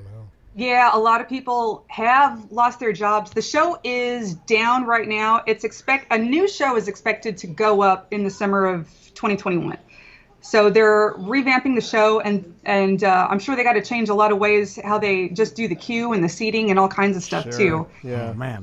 But show is down right now. Some people are still retained, but the vast majority of people have been furloughed. Yeah. Man, that's sad. It is sad. Yeah. Well, Steph. Hey, great job today. You're our winner. Yay! Thank you. So how many kids do you have back there that are screaming? Hey, that's just one. One? Oh my God! Yeah. That's the one that looks identical to you, right? You can see the picture of that little one right there. Yeah. The one that looks identical to you. Yeah. Man, I won. She's getting sassy back there. I won the lottery when I was my boys were quietly like what? I haven't heard anything in an hour. What are they gone? Oh no, they're just tiny mouses in the corner. You see, quietly putting Legos together. He's saying his kids are better than yours. No, I was just saying. I don't know. I've heard them squeal. Some kids are wild animals, and some kids, are beautiful angels that don't talk. I mean, listen. What are you gonna do? Can't win them all. Well, Claremont rolls hard, apparently. You're hurting all of our listeners' feelings and making fun of their children. Hey, you are a winner. We love you. Thanks for doing this on short notice, and we'll talk to you soon. Thank you. Thanks, Steph. See ya.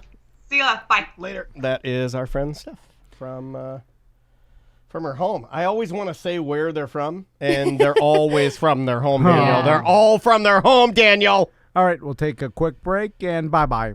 Welcome to A Corporate Time with Tom and Dan. I'm Tom. I am Dan. Samantha and Butler are here. Welcome to the program, everybody. So we've got some guests on the line, and it's actually a testament to we are officially now in the future, because I believe this could have never happened even 5 years ago. It could not have happened in the past.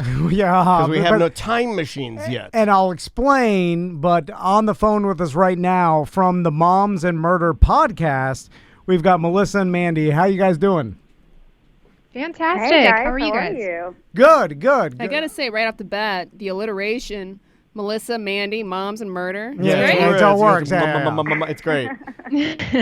So I was telling everybody how this interview came about is pretty unique and could only happen now, and I'll explain. So now Melissa's on with us on Skype, so if you're watching live on Twitch. But so my wife's at a birthday party. Like a basically COVID-friendly birthday. The kids are just playing around in a playground, and she's making small talk with another mom there that's in my son Tommy's class. Right? My husband is disgusting. And I was playing the role of your wife. And during the small talk, the other mom asked my wife, like, "Oh, what does your husband do for a living?" You know that.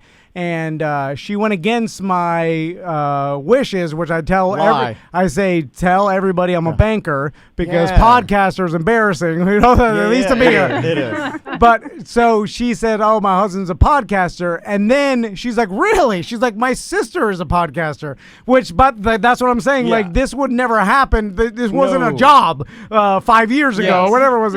And so I mean, now that every white person in America has a podcast, I feel like you were, but chances are. But so, and then my wife was like, "Really?" And then, Melissa's sister was like, "Yeah, she Moms a Murder podcast," which we knew of. And then when my wife told me, I'm like, "Really?" I'm like, "That's a huge podcast." We know that podcast. And then I'm like, I wonder if we can get them online, get them an interview. And because you guys are local, which it's interesting, a lot of podcasts you listen to, you probably don't even really look into unless you get really into the fan base, whether where they're located at.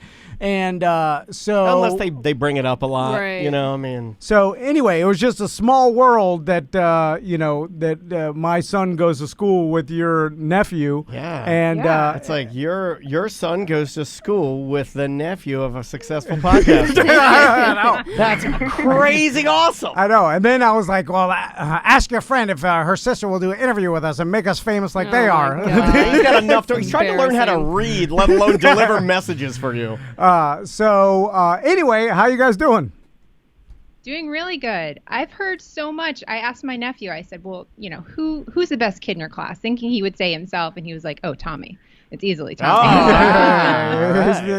He's known for following the rules. And they call him. Yeah. Which is very weird that he's my son, because I'm not the rules follower. Every I have no day idea where you it come comes in from. with a little bit more disappointment, but also you're also proud because he's such a rule follower. So let's go back to the beginning. And how did you guys start Moms a Murder podcast? Where did this stem from? Like, what's the origin story? So, we both have small kids, and I used to listen to podcasts all the time. I listened to you guys when you were on the radio, the morning show years ago. Right Loved on. you guys, but listen to podcasts through the night. You can't watch TV and nurse a baby. They just want to watch the TV with you. So you listen to a lot of podcasts. And I got the bright idea, because I didn't sleep, that I was going to start a podcast. You think a lot of great ideas when you're sleep deprived. Mm-hmm. And so anyway, I asked my one friend, who is my go along with anything friend, always up for doing something fun, Mandy, and Mandy was all about it. Mandy, do you want to tell him your part of the podcast, though?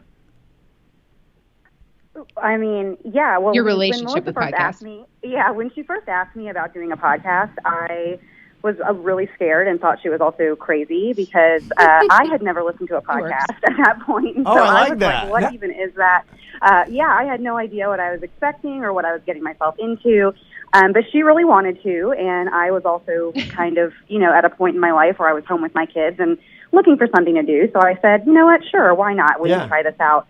And, it started as just a hobby, something for the two of us to do to kind of keep our minds busy. And, now it's turned into our little baby. It's our whole thing. Yeah, that's awesome. And this is something you guys now both do full-time? Yes. As full-time as you can, still with little kids all the way. Right. Of course, yeah. Constantly, Right. But I mean, this is your primary This is it. job and source of income? Yep, it is. That's amazing. Congratulations, Yeah. number one. That's absolutely amazing. And so, God, we haven't even gotten to that level yet. I know, we still work as a my God. back boy Well, in public. it's 1:06. I'm 6 minutes late for Amscott. And I don't have my name tag today, so I'm guaranteed to get written up. So but I am going to smoke weed by the dumpster. What year was this when you decided to start? 2017, so we're about 3.5 years in. Congratulations, that's awesome. So what's interesting to me too is like we kind of at the beginning when there was less podcasts, like when we started ours as 09, there was way less, and then we saw that explosion, especially. I think, and you guys know more than us in this category, but like Serial was the really first true crime podcast. They're just, but I think Serial was the mother of all that. Like, that's where everything blew up, and the popularity of that then exploded this new market of podcasting, murder podcasting. And I think 2017, there was probably already a lot of murder podcasts out there because Serial came out when? I don't even know. Do you guys know? 2013, 14? Yeah, I think something like that. 2013 or 14. So because 12 was when I exited, and it got bigger when I exited. Like when I exited terrestrial radio to do this, I want to say 13 or 14, it was white hot. Yeah, and I even think now, and I wanted to get your guys' opinion. If you wanted to start a murder podcast now, it would be hard to garner an audience just because of the would it be different for you so guys? So many people. If you tried to start it now versus like 3.5 years ago. Oh, I think you know, so, once definitely. you've started one, once you've started one, you know too much. Like now, the idea of starting anything else is terrifying. Right. Just in general, when you started something, you're just like, all right, we'll see what happens. And but now, like on our Twitter, I can't tell you how many true crime podcasts follow us every day. You just get like 8 new ones. Yeah, I went to your Twitter. The most recent one I saw was like. Yeah. Well, you guys get blasted. Like they get slammed with like the retweets, and because it is so hot, and you have to do a little bit of digging actually to get in to your social media with the number of murder podcasts that tweet, retweet, and are participatory on that social media site. Right. Yeah. It would be a lot harder, I think, to start one now. You have to really have an in, or you have to have, I don't know, some kind of extra thing to it. Like there was one that follows us now that's botany and true crime, which I've never heard of, but there's got to be somebody that wants to hear about botany and true crime. Yeah, because it all becomes segmented and you guys jumped on it and have like the Moms of Murder podcast, the theme. Well, the easiest one that I've seen lately, and this is just an easy one, is like let's say you've got your true crime podcast. Now let's say you can go, and this is again an easy one, gay true crime podcast. Yeah. Black true crime podcast. Yeah, every segment. Yeah, you can go greed within the corporate sector. Yeah. And it goes by crime. Too. Yeah, some of them it's not murder. Some of them it's other crimes that people are interested in. One of the ones that recently that I've seen is biggest sentence for silliest crime. That's the podcast. Okay. That's a great idea, right? I mean, it's a great. I wish I thought very of it. micro. They just start into little niches now, Mandy, and boxes. I guess a question for Mandy, because you were the bare bones newbie to podcasting. Was it surprising to you to see that this many people were active within this new thing that you'd never seen? I was surprised, and kind of going back to the last thing we were talking about with having to have a niche or a niche Is that the right way you say it? I don't even know how you say that. Word for me. But you have to have a little special something. Right. So I think we kind of got lucky at the time that we came in, with the mom thing, and there are a lot of women and moms in particular who listen to true crime. So that wasn't really out there yet, where there wasn't, moms doing a true crime show, or that they focused on kind of the mom aspect. So I think that's kind of where we found our place a little bit. Among, the many true crime podcasts that are out there. But yeah, I was definitely surprised. I certainly was not thinking that we would turn it into a job that we would both be doing 3.5 years later. So I've been pleasantly surprised, I will say. So there's two things I want to ask you, but one is, did you guys, and correct me if I'm wrong, but you decided not to ever cover any story that involves, like, kids being killed, or none of that, and was that something that you came up with at the start as a rule, or did you realize, like, hey, we shouldn't, since we got so many moms in our audience, let's stay away from this? Yeah, our first case was Kaylee Anthony, because that was a local one. So we did that, and then we did one other kid one, and we were like, we can't talk about that. Like, it's just hard when you're a parent and you're talking about these graphic child murders. There's no way to research and separate it. It becomes too much. No, it's the number one reason why my wife used to work for WESH here in town. You would know, the NBC affiliate here in town. It's the number one reason why she got tired of that job, was the Anthony trial. You can only be involved in that for just so long before you're definitely going to need some therapy afterwards. It's just so tragic. Was that something you guys decided? Did you get feedback from your audience saying, this is harsh for me to listen to? Because me as a parent, I can't even watch movies with kids that die. I can't even watch Pets Pass. So was it feedback? It was. Go ahead, Mandy. Oh, sorry. Yeah, I think we both kind of made the choice not to. I know for me, my part with the podcast is I do the research and I write the episodes.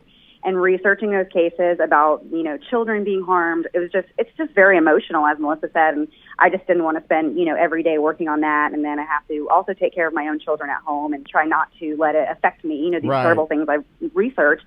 And so we just said, we don't have to do those. It's not really a big deal. There's plenty of other content out there to cover that we don't need to dip our toe into the really, really sad stuff, involving kids. Yeah, I think that's a great idea. How'd you decide to format your show? Because it's interesting, when me and Daniel started our podcast, like the original Friday one, not this one that airs on the radio or whatever, but... We used a technique called lazy and what we knew. We because it was a hobby at first, just like a lot of people started, we didn't intend to make it a business, but...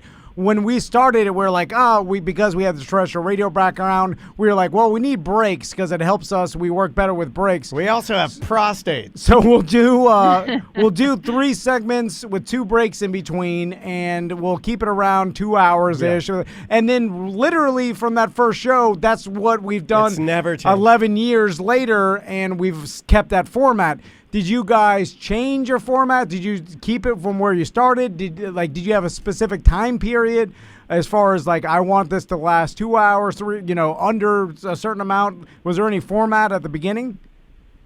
I think we tried to do 45 minutes to an hour. We thought was about as much as we could even talk about murder. And I think it's evolved over time a little bit as far as segments. We realized early on it's so hard to just talk about murder the whole time. So it's nice to have we do an ending segment called Last Thing Before We Go. And it's normally something light. It's like this week we covered a case from Altamont Springs, actually. And we ended with Flora do or Flora don't. Things that were invented in Florida, or were they not? So I would read them, Mandy would guess them. Kind of just like a palate cleanser at the end to kind of wash away the murder a little bit. I like that, like a refocus. Let's all get back together, looking in my eyes. Are you damaged? I'm not damaged. Okay, we're good. We'll see you next week. I like that. Yeah, that's cool. Do you guys find that people are more interested in cases which they caught the killer or cases that is still unsolved? I think people are interested in the unsolved cases, but I feel like as a podcast, it's harder to cover those because there's no resolution. And so I feel like a lot of people who listen to true crime, they want to hear the ending. They want to know what happens. And so you don't have that when you do unsolved cases. So we don't talk about any unsolved just because I like to have an ending. I could never go every week and just be like, well, I just want to know what happened, but you don't know and you can't know. So. Now tell me about the chickens and how did chickens become like your mascot? Because, you know, like me and Tom and Sam and Butler, everybody here at T&D Media, we've been known to like our drinks. And I hear tell, if you're visiting Crime Con and you come by with a rubber chicken and you throw it on their table, they're going to buy you a drink. Is that correct? Oh, wait a minute. Somebody said that. I don't know about that one. Somebody said we. Somebody put that on your Twitter. I saw it. I'm like, yeah. I actually have 3 rubber chickens that I've owned for 20 some years, and I'd be willing to part with one. But how did that become like a sort of a mascot for what you guys do? So I Mandy, have that's all had you. chickens for years. So I've raised chickens for years, and it's just kind of been a fun part of my life. I love my chickens. I think they're very fun. That's awesome. And a lot of people think it's interesting that I just have chickens, you know, as pets. Not, you know, I'm not a farmer or anything like that. So it's just a fun little thing. I think it's but, cool. you know, as part of our show, when we were kind of trying to figure out how we can incorporate things about ourselves and our personalities, I found that I was talking about my chickens a lot. So it kind of became just a thing that Mandy has chickens, and that's part of, you know, it somehow just turned into a whole thing. Yeah. We did go to CrimeCon one year, and we brought like a little cardboard cutout chicken, and we named it Clucky, and it was fun. It got passed around CrimeCon, and everybody awesome. had its picture with Clucky, and yeah, so, you know, now that's kind of just stuck, and I guess chickens are just a part of our Moms and Murder thing now. I love it. I love it. So It's organic. we, our listeners know that, like, we tell the story when we started doing the podcast as a hobby or whatever. We decided to do a meetup at a local bar just to talk to some people. We're just like, hey, meet us at this local 903 Mills down the street. Tiny little eatery. And then when we first did it, so many people showed up that it was literally the light bulb in our head when we were like, wow, because we had done radio for so long, we realized, like, more people are showing up to this than our radio promotions. And so we were like, wow, this is something. Like, that was the point we knew it was something and that we should work on it. This is not just a hobby. This is a potential future career. This is valuable in some way. Was there that light bulb moment for you guys? Because I'm curious, when you started podcasts in 2017, now obviously there's more information out there as far as like downloads and stuff, but you really don't know what is successful and what's not, because people keep their numbers close to the vest and there's like speculation all over the place and exaggeration and stuff. So really, and we've talked to other comedians that started podcasts back in the day and they didn't know what was good and what was bad. They have no idea of how to gauge it. Some of them had like 50 or 100,000 listeners and they thought that was nothing, you know, because they didn't know. Wow. And so when you guys like started this, what was the point where you're like, we have something here, this is valuable, this could be a future job? I don't know the exact moment, but we just kept continuing to see it grow. And there would be people that started around the same time of us that would start to fall off and you wouldn't hear from them anymore. And their show would kind of just go away. And so we just kind of kept trucking on. And I think when we went to CrimeCon, it was overwhelming. So we did that, I think 2 years ago. It was in New Orleans. This year it was supposed to be in Orlando, but COVID. And so people were coming up and talking to us, and you just kind of think, well, do you want me to introduce you to somebody else? Because there's a lot of really cool people here. Like, don't waste your time at our table. Go to another one. So it was kind of a weird thing to have people know who you are and care who you are, which is just, it blows my mind because I can't emphasize how boring we both are. And people. Well, you're obviously not. Yeah, I mean, here's the thing. The proof is the popularity of your podcast. And as we know, and you guys have probably figured out, it's, of course, you know, you guys have great content, but it's the personalities that people listen to. And that's where your hardcores stay with you, because not only do they like your content, but they like you guys presenting they like the content. your personalities and your chickens and how you present the stories and the murders. You know, like, because especially nowadays, there's a lot of true crime podcasts that people can consume. In fact, if you wanted to listen to true crime podcasts for 24 hours a day, all day, you wouldn't have enough hours a day. You can't do it. It's endless. It's infinite content. So it's you guys that the people like, and so obviously you're selling yourself short. which is interesting. You guys have no like media or entertainment background before this, or do you? I feel like this is an obvious no. Okay. Absolutely not. Well, maybe I thought maybe like you were like, well, I did some broadcasting in college or something. You know, like maybe something because that would have been cool. Here's the thing, and we also know, me and Daniel have been doing this for a while. It's hard to even get a rapport with two people back and forth. So obviously, you guys knew that you had the chemistry to make a conversation entertaining, because that's hard. You can't fabricate that. You can't force it either. Yeah, I don't know. We've been very lucky, and we've always been ourselves, which I think helped. And since we had no real hopes or aspirations for it, not to sell ourselves short on that, but we just didn't know. So we were going to have fun with it, and we were going to be respectful of, the crimes and stuff, but we were going to enjoy it. We wanted to do something that we would enjoy. We would be miserable if we were just reading a script every week. Some shows are like that, and I even listen to some of those shows, but it's hard. Yeah. It's hard to produce that kind of show and to keep wanting to do it. And that's kind of the trend, too. I mean, we are the exact opposite of those style shows where, there's a ton of research. I mean, we do some research for things that we do, but we're, for all intents and purposes, I hope I said that right. I said it quickly. It's we are like a variety show, and it's very odd that, we don't have a lot of prep put in there. But no, I think you guys... Like, I was listening to you guys before we started the interview, and it would be very hard for me as a broadcasting professional, I'll use that term loosely, to know that you guys haven't done this before. You're good at it. Maybe you're just naturally good at it. So speaking of research, how long does it take you to research one podcast episode? It really depends on how hard the information is to come by. So, some shows, some larger shows that are more like investigative in nature, they will actually submit like FOIA requests from police departments and get like really all of the legal documents they can to go through. So we're not doing that. So we are not investigating anything. We're only doing things that have information available publicly that I can find, whether it's through the court websites. Sometimes there's a lot of court documents online. Sometimes you can't find any online.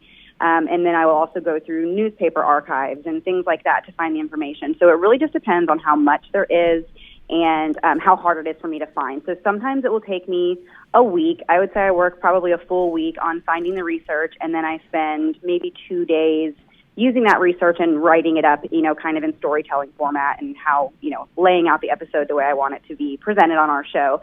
So I'm saying probably a full week turnaround when I start one to when we're actually recording it and getting it ready to go out. Nice. I think a lot of people don't realize how much time it takes. I think it's quick. To do the research. I mean, Samantha. Yeah, now I'm doing a conspiracy theory podcast on the side, and it's way harder with the research than this show. Yeah. And then people don't realize how much time and effort it takes, especially. And let me ask you this, because we've interviewed another person that's done murder podcasts, and they said that a lot of times they'll get contacted by, if they do, especially they do like local. I forgot the woman's name that we talked to about. She does local murders. Yeah, the doctor. And she had been contacted by like victims' families and like people that knew information about the case, and like people that were familiar with the case and like did their own research and like was giving her stuff. So do you guys get any of that where you get contacted by anybody that was even involved in the case, or like sometimes these cases have like offshoots of like, I hate to call them fans, but like enthusiasts about that particular case that know information that may not be public? Like, do you get any of that? Internet sleuths. Yeah. You get like, I went to college with this person, or this person dated my sister, or I knew this guy was going to go to jail. He, stuff like that. We get a decent amount of that after it airs. And then like side stories, or if somebody knows we're covering a story, Mandy's had before where people have reached out and said, you can't use my name, but here's what I know. So we've gotten some of that, but I feel like it's mostly like 6 degrees of separation. This is how I know. And it's what I do whenever I listen to an episode of something where I'm like, oh, I know somebody that knows somebody.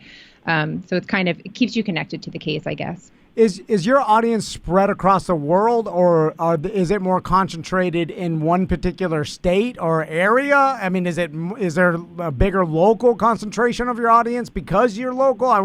I've always wondered how that, with me and Daniel, we only go off of, because we've been here doing radio for so long, we have most of our... Yeah, we still are, so that roots us a little bit. And most of our audience is here, but for you guys, how is it broken apart? We were doing a live show, and we were trying to figure out where the best place was to do it, and Florida was not in the top 10 states. We were not even a blip on the radar. Wow. But we have a great following. I mean, in the U.S., I think, man, did you remember it was like California, Texas? Yeah. I just York. looked actually earlier today. I was kind of trying to get a picture. And yeah, Florida, we don't have a lot in Florida, surprisingly. I've always been surprised by that, but then I don't know why I'm surprised, because it's not like if you live in Florida, then you just magically know that we exist. But I would have thought that there would have been more listeners in Florida. But we do have a lot. I was noticing today that we have almost twice as many listeners that are listening out of like the Seattle area as we do out of the Orlando area. So that was kind of surprising, because of course that's very far. A lot of murderers over to the in Seattle. That's true. And a lot of moms. There you go. Yeah. But we do have, we get a few international listeners. They register, with our, numbers and our reports. We can see that there are people listening in Sweden and Ireland. That's and, awesome. Different places like that, but definitely mostly in the U.S. But I think it's pretty spread out evenly, across all the states. Do you guys have some form of subscription that you're Patreon? Patreon. Yeah. So Patreon folks. For you guys, your business model, is it more advertising heavy or more Patreon heavy? It's probably more advertising heavy. We have Patreon where you can do, ad-free episodes, and we do a bonus episode every month. But it's hard because we are still, moms that are home with our kids. So to put out weekly podcasts and then an additional one, we don't want to cheat people and, feel like they're not getting a lot of stuff on Patreon. So we try our best, but it's a tough one. Do you guys do any merch or anything like that? They do, yeah. Yeah. Man, you guys do so great with your research. I don't know what you're talking about. I even thought of a hot take question. Have you ever gotten any blowback for not doing stories about kid murder, but having kid shirts that have the word murder on them? That's a good question. In this day and age, I would imagine that there's some lady waiting to write you an email. Just salivating. Now, I wouldn't. Because you guys have great merch, but have you had any blowback from that at all? Because you are dealing with the topic of murder, No, that's a good point. We did have a problem one time. We went to a live show for I Mom So Hard. They're Facebook videos and stuff. So we were going to meet with them, and we interviewed them, and we brought them merch with us. And we get to security, and they look through it, and they're like, "You can't bring this back." And we're like, "Why?" They said, "Well, it says murder on it." So we got all of our stuff confiscated, and we're just two moms going to this thing. My God. And then we just realized, oh God, this was. You're like us. It's like our merch to us. You confiscate our merch. Hey, that's $85. What are you doing? Yeah. We saved that stuff. We paid for that. Yeah, if you're not going to use that, I got to put it back in the box to give to somebody else. My God. I know. That and going on an airplane, same thing. And I have all these pens that say "Moms Are Murder." Mandy has nothing in her bag. I'm like, they're going to, there's not going to be questions about this. From the very beginning, did you guys decide that you were going to censor yourselves, or do you guys curse on your podcast, or did you guys put any thought into that? We did. We just decided to make it clean. A lot of times, I know this sounds crazy, but people will listen to podcasts with their kids about murder, but if there's a curse word, it's all off. So they will listen to a beheading in front of their child, but they do not want to hear the D word. I only listen to beheadings. That's what we do. But right before May goes to bed, I'm like, tuck in, let's put the beheading Gotta listen. on. Yep. Well, so we just made that decision early on, to do that. And then we get emails all the time from people who love that because they can listen at their church. They can listen in front of their kids. And for some reason, decapitation. Totally fine. It's funny, too, because we get the same thing with the ACT, the show you're on. They're like, I'm glad you don't curse. Listen, I'm like, we say horrible things. Yeah. It doesn't matter. We're not saying the word, but the subject matter is horrible. Story. It's worse than the word. I just told a horrible, grotesque, detailed story. Yeah, I didn't say the F word. Okay, your child is safe. Yeah, you just described like you said, a beheading, but you didn't curse. You didn't say the S word, so it's fine. Yeah. Yeah. Well, totally good. Well, it's been awesome talking to you guys. Hey, and let's do it again. But next time you guys have, because I know your latest story, now hopefully I got this right. I didn't have time to listen to the entire episode, but I started digging in. Is about a polo player who was murdered, and the catch is, was this self-defense or was this just cold-blooded murder, right? It was. The one that came out today, though, is Courtney Schulhoff. She killed her dad in Altamont Springs back in 2004. So it's like a local one. Right across from the Altamont Mall. Yeah. And so that's the one that dropped today that I think people in the area will remember. There you go. It's really a wild story, yeah. We'll go and check that out, Moms and Murder. And guys, let's do it again, because I like kind of checking in and seeing what you guys are doing, and Yeah, we definitely have to talk, and it's cool. Like me and Daniel have been trying to reach out to people with independent media around Florida. But ones we don't know. I mean, we have a ton of friends like Swerving and Sam and Owen and all these great people that do podcasts. And well, up until this a couple of weeks ago, Fisher. But you guys, I knew of your show, but I hadn't met you. So this is really, really cool. Yeah. Best of luck with everything, man. You guys deserve it all, and keep on going. Congratulations on your success. Indeed. And it's cool to see someone start from without any sort of entertainment background. Yeah, one was just a fan of podcasts, I like and that. the other one was just a good friend. That's way cooler than us. The whole non-media thing gets me. I like that. And it goes to show you, we're often harsh, and people are like, I want to start a podcast, and we yell, don't start a podcast or $1 million. It's impossible to gain. No. But it's hard. You guys, something tells me if any one of these ladies had emailed me 5 years ago and said, I want to start a podcast, that I would have known that they were serious. Something's different about them. They execute what they say they're going to having do. the niche and everything. Oh. It's awesome. Everybody can say they want to start a podcast. Yeah. Only these two ladies did it. You know what I mean? So That's our new tagline. That's it. We'll take it. Thank you. there you go. Melissa, Mandy, thanks so much. And thanks your sister Megan for setting it up for us. All the M's. All the M's. Thank the M's. I know she's going to listen to this, so I had to shout out to Megan. You know what? And who really made this happen? Let's give him thanks. The goodest boy. Tommy Van, thank you for making this happen. You are the goodest boy, and we love you. It's funny. I mean, like, Tommy, I said your name on the radio. He's going to be like, what is that? All right, guys, thanks so much for taking the time to talk to us, and we'll talk to you again soon. Thanks so much. All right. Cheers, guys. See ya. There is Moms and Murder Podcast. That's really, really cool, man. Getting to chat with those ladies. Well, it's funny. And ladies, too. I got a daughter. It's always, feather in the hat, girl power. It's a small world that, her sister is a friend of Tommy's mom. What is the chance of that? Crazy. In the same school. Tommy's already booked more interviews than you ever with have. being professional podcasters. And it makes me think twice about when I'm screaming that you could never get an audience. It's too far No, but do you gone. understand what I'm saying? Because they didn't start that long ago. It is and it isn't. I still stand behind what I said. I get an email a week from somebody saying they want to start a podcast. And I would like for you, and I would like for you too. And I would like for it to be more popular than ours. Please, hit it out of the park. But most people don't do it. They just don't do it. Or they don't stick with it. And this kind of sticks with everything, right? Or goes for anything that you want to do in your life. Not to sound like Mr. Positivity, but you and I've had these conversations before. Yeah. You have to execute it. You can't just have the idea.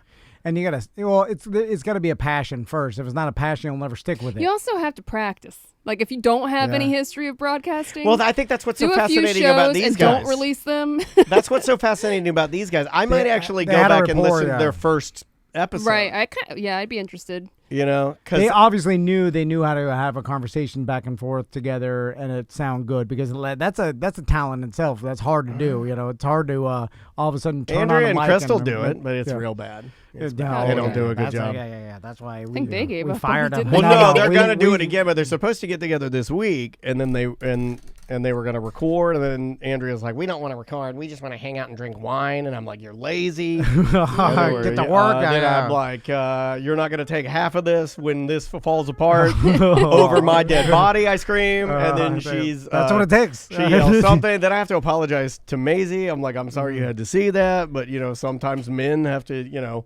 control their home." It's a mess. I'll take a quick break. Bye. Welcome to A Corporate Time with Tom and Dan. I'm Tom. I am Dan. Samantha and Butler are here, and welcome to the show, everybody. Let's start with who's porking. Oh, wow, fast.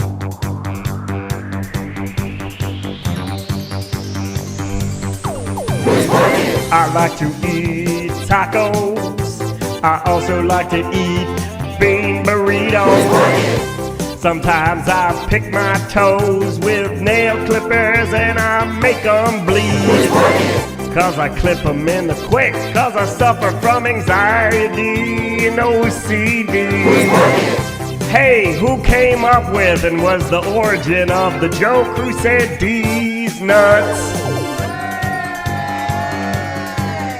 We love D's nuts! Yeah!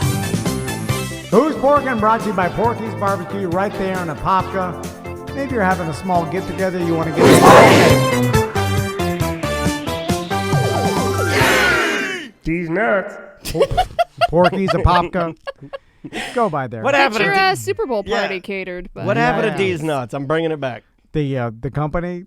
No, that was Papa D's Nuts. Oh, Papa D's Nuts. They advertised. Actually, back. They came back. No, Papa D's Nuts advertised with the Monsters in the Morning. They came back. They wanted us to do live reads. They were a vanilla toffee flavored peanut product called Papa D's Nuts. Their slogan was Papa D's Nuts in your mouth. And they failed miserably. That's unfortunate. The nuts were good, though. I stand behind the nuts. They were a wonderful vanilla toffee product, but it's just, I think the name is what killed them. Yeah. And they thought the name was what was going to ride them into the sunset. Didn't work that way. So Didn't work that way. what do we got here? Yeah, it's kind of hard in the early Somebody days in of the- 2021 to find some Porkin' news since everybody's talking about, politics and whatnot. But Yeah. I did find a story about the new dating trends for 2021 according to Bumble, the dating app. Bumble. Okay. You familiar with Bumble? I am That's not. a bad name for a dating app. So Bumble. what is the hook to Bumble? It's more, the power's kind of more in the female. Yeah, it's a little more. Of picking the it's guy a- so it's not as creepy. It's a touch more protective, I think. Yeah. Okay, so Which is nice. So then basically It's supposed to be not so much of a hookup app as more of an actual dating app. Gotcha. So it's not like Tinder where it's like, hey, you're 10 minutes away. You want to meet up? Yeah. Gotcha. So the first trend is new dawn daters. Basically what they're saying is because 2020 everybody was locked away and in quarantine, 2021 people are starting to get a little more comfortable, and they think that because the vaccines are rolling out and things like that eventually we're going to get back to being in real life dating. So they think that now they're estimating that a fifth of the people on Bumble will be new dawn daters. So newly single and ready to mingle. Like a lot of people broke up during quarantine, and it's like this might be their first time on an actual dating app. So I'm wondering if we are going to see a resurgence of sexually transmitted diseases. Could be. Because people are just Or- rabid for the DNV. Or are people going to be more freaked out about their health and will actually more condoms, use more more protection, condoms? yeah. Yeah. Could go either way. Don't use a condom. Just put a mask on it. I do feel like a little tiny mask. A nuclear bomb went off, and then we're all like, it went off way far over there. Stay inside. And then we're like, waited, stayed inside for a long time, and then the Right when the radiation. fallout's over, Yeah, we're like, they're all right, like, come out. it's safe now. New year. And the green fallout's out not here. worse now than it was before. You wouldn't leave your house 6 months ago, like COVID crazy. 6 Now- months ago is when you should have been partying down. Are you scared of it or not? Anyway, so yeah, everybody's like, all right, time to F. So people will be newly single and also people newly on dating apps themselves. Our second trend is called hardballing. I know what that is. That's where you hold it until you think your eyeballs are going to fall out. Then you eventually let it go, and then you trip balls. No.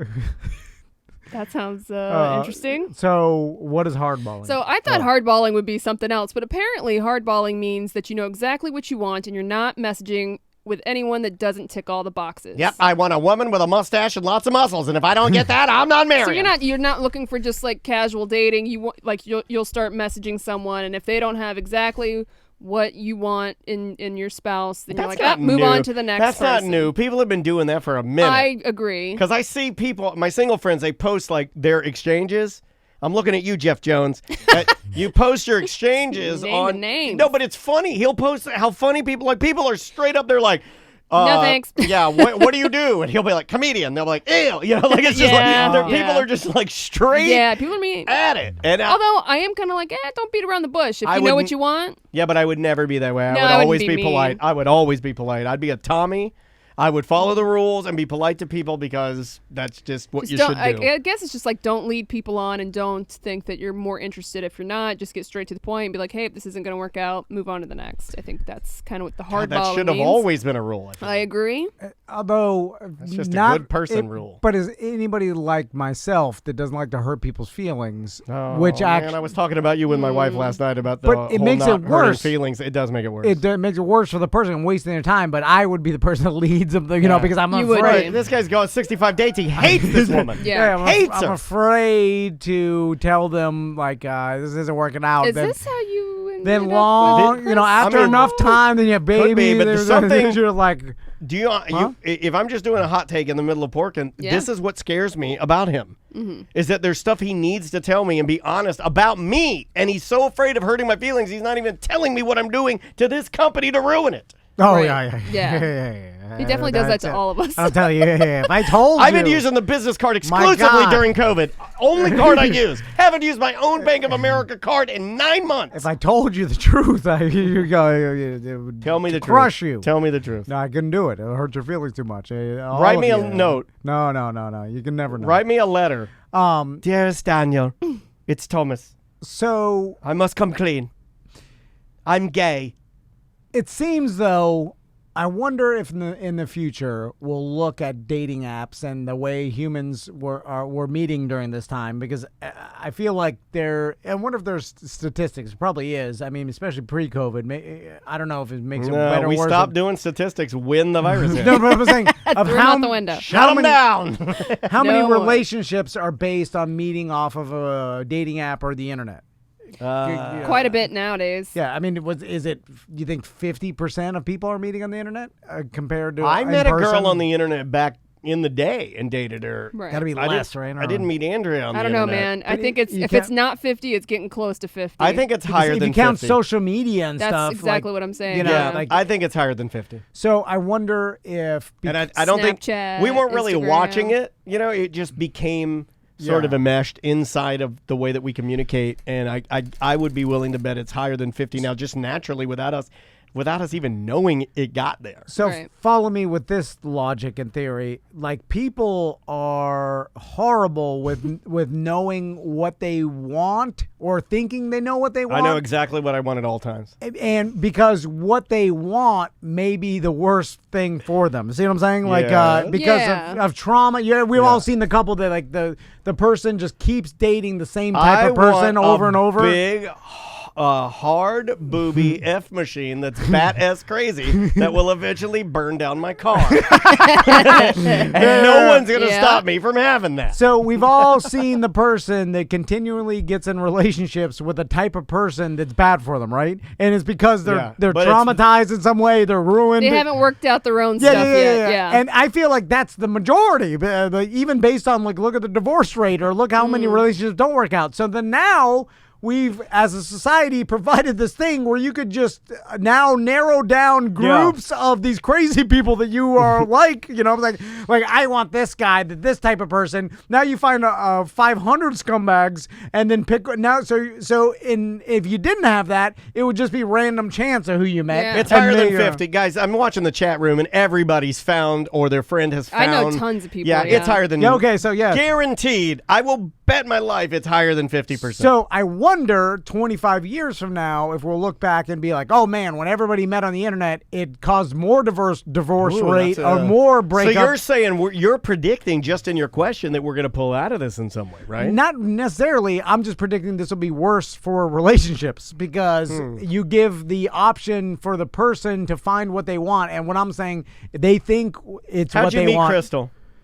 Friend of a friend. She's in high school. How'd you meet Travis? House party. Butler, how'd you meet Jen?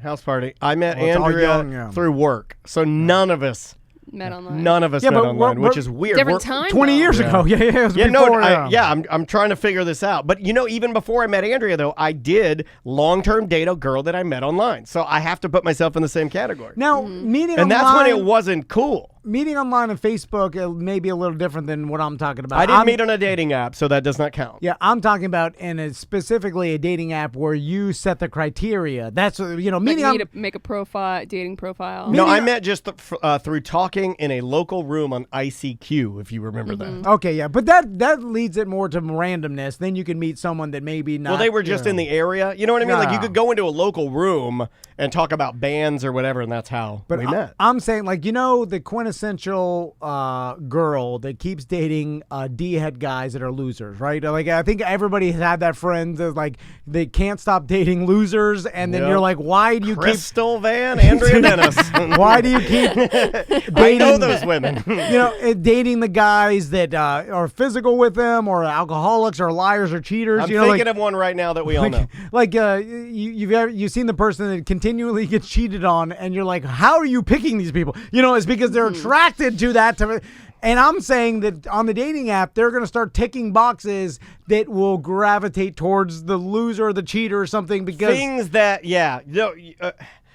so that person that does continuously cheat on the person you're in question that you're talking about, what other characteristics would that person have? What boxes would lead you to believe that person is a cheater or I don't know. Well, because there are things. I guarantee you, if we spend enough time on this, we're gonna start connecting dots, just like a police officer or detective would. Anybody investigating, and we're gonna see patterns. It always happens. We're not that special. No one is. Also, there is the element where there's a guy that tries to date women that are too good looking for them, or that they're like what they demand, and the other person they're going to be with is their standards are their too standards high. are way too high. So it's like and no compromising. It's like, come on, you're a ghoul. Come on, man. Most of the people I know that have the really, really men are way. I am like sending a person to you that we both knew. This person recently got married. A friend of you and I is a guy. And this guy, I swear to God, he was single for the longest amount of time. And when you would ask him what he was looking for, the number of boxes that he would list for the human that he wanted to marry was insurmountable. These people did not exist. They would be creatures like angels. I'm sorry. I just read something in the chat where they said, I answered all these eHarmony questions and got a message that said there were 0 matches in the entire database. Wow. You would think there is at least one. None? That's impossible. Yeah. What kind of answers did you get? Hey, you know what we should do as a joke? All 4 of us here. Yeah, let's 5. do it. We could add Tony in there too, because that'd be kind of fun. Pariah Mike did this to my husband. He signed him up for ChristianMingle.com. Yeah, and he got all these messages from all these what we do horny is Christian we girls. couldn't share these people's pictures because that would be like, too far. But we could put ourselves on there, each one of us, and see who can snag the best. I got this in the bag. Yeah, well, you're a woman. Here's the problem, though, is in these dating apps, do they show your name? I've never been on one, so I'm never been assuming on you one can either. put just your first name. You can probably put a fake name if you want. Probably name and initial, maybe, to keep some sort of anonymity. Well, yeah, because I was going to say, if you have listed your name, I imagine that everybody now does research. So, like, if they see someone and then they're immediately search their name and like look at their Facebook. Yeah. Do, That's what I do with porn stars. You go right to Twitter, write their name, go to their main page. They're going to put all the teaser videos so on there. It couldn't work if it was our real names because they'd immediately see our social and realize that it's either a joke or we're cheating on her. We'd have to do one where it can be anonymous for sure. Yeah. And then if you do anonymous, will they search for you? You don't exist, and then the person immediately thinks it's a fake or a scam.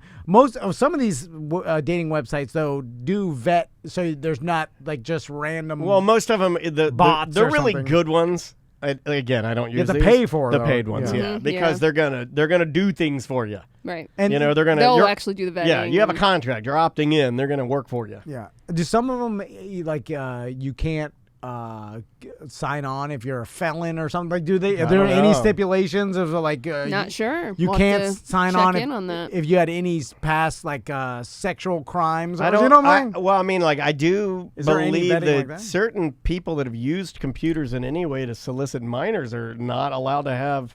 Any social media dating apps. Right? Yeah. I don't know. I don't even think you're allowed to have a device, right? Or I don't know how they police that, or internet. I guess you're Right. not allowed to have the internet. The next dating trend is Astro Love. So apparently everyone's getting back into horoscopes hardcore, and they all feel... Why are we going backwards with science? I'm not sure. You guys are going to believe that the stars are still changing our day-to-day movements through their patterns of living in the cosmos? And according to Bumble, in 2021, the most successful sign was Leo's in finding love. So I have to bite my tongue every time. We're falling enough into she will listen. But Crystal, she doesn't believe in mumbo jumbo really, but there's hints of it. And when he believes in dog lasers. yeah. And I have to bite my tongue, just to not get into an argument, because every once in a while she'll bring up the fact that her mom's friend, who's into astrology, did Max and Tommy's not a reading, but it's like astrology. I don't know, the numbers or whatever. And then she wrote it all out. And then you're gonna have a spicy January. Oh my God! And then every once in a while, are you looking for love? She'll Capricorn bring it up on her phone and be like, "Look at Tommy." Said Tommy will be he will be president of the United States and a millionaire. It'll be like she'll start reading all these different attributes for personality attributes, and like that you use your brain to maneuver into fitting perfectly with your son. Well, they're always generic traits that almost anyone could have. Yeah, like he's a loving and kind. But like, who's gonna admit that there's kids not loving or kind? He loves breathing and has a zest for life. And then there's some stuff, and then the stuff that doesn't apply, they read that part fast. Well, you skip that part. And then I have to be like, I have to turn my brain off. I think she does that because she knows you hate it. She's doing that on purpose. If she is, then she's doing a good job. She doesn't believe that, dude. That's what I say, but I can't say anything because I've said it before. Well, what have you said? Oh, I screamed, this is BS. This is and nonsense. What did she say? She said, you hate everything. Well, that is true, too. You don't hate everything. You just hate astrology. You hate fun. You hate... Well, hold on. Astrology is not fun. You don't have any fun. You don't even respect anybody's beliefs. Well, if you believe in astrology, right? Oh, I can't say it. I can say it on the show. This is my only safe haven. This is a safe space. Astrology is stupid. And by the way, BDMs, don't rat him out in the BDM group. God, these guys don't go right. He's talking about you, Crystal. No, I told her never to listen to you guys. They're all liars. I got they're all animals. Yeah, but she doesn't listen to you. That's true. Yeah, I know. But that's good. You might as well have said, listen to the show daily. She'll listen to me, the show, these people, nobody. She sent me a meme last night. I wanted to tell you. The only person in the middle of the night is the astrologist.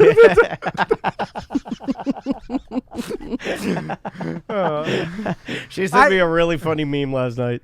I can't share it with you. It's so good. I can share it with you. I'll share it with you. He's just sworn off it. Like, now me and his wife are in a secret meme discussion on Instagram private messages. Oh, I know. Was it the Larry David? Zooming on the so dark. Good. So good. By the way, I don't know how to react when you show me a meme and you tell me, "Oh, look at this." No, you meme. just go I can't. No, because then she yells at me. She's like, "Don't patronize me with your hi." Oh, like. Well, you were really laughing. I mean, like, that's funny. Yeah. But no, she knows that I'm fake. I can't fake don't laugh. Look. Say, I can't look at it because I do not have the ability to fake a laugh.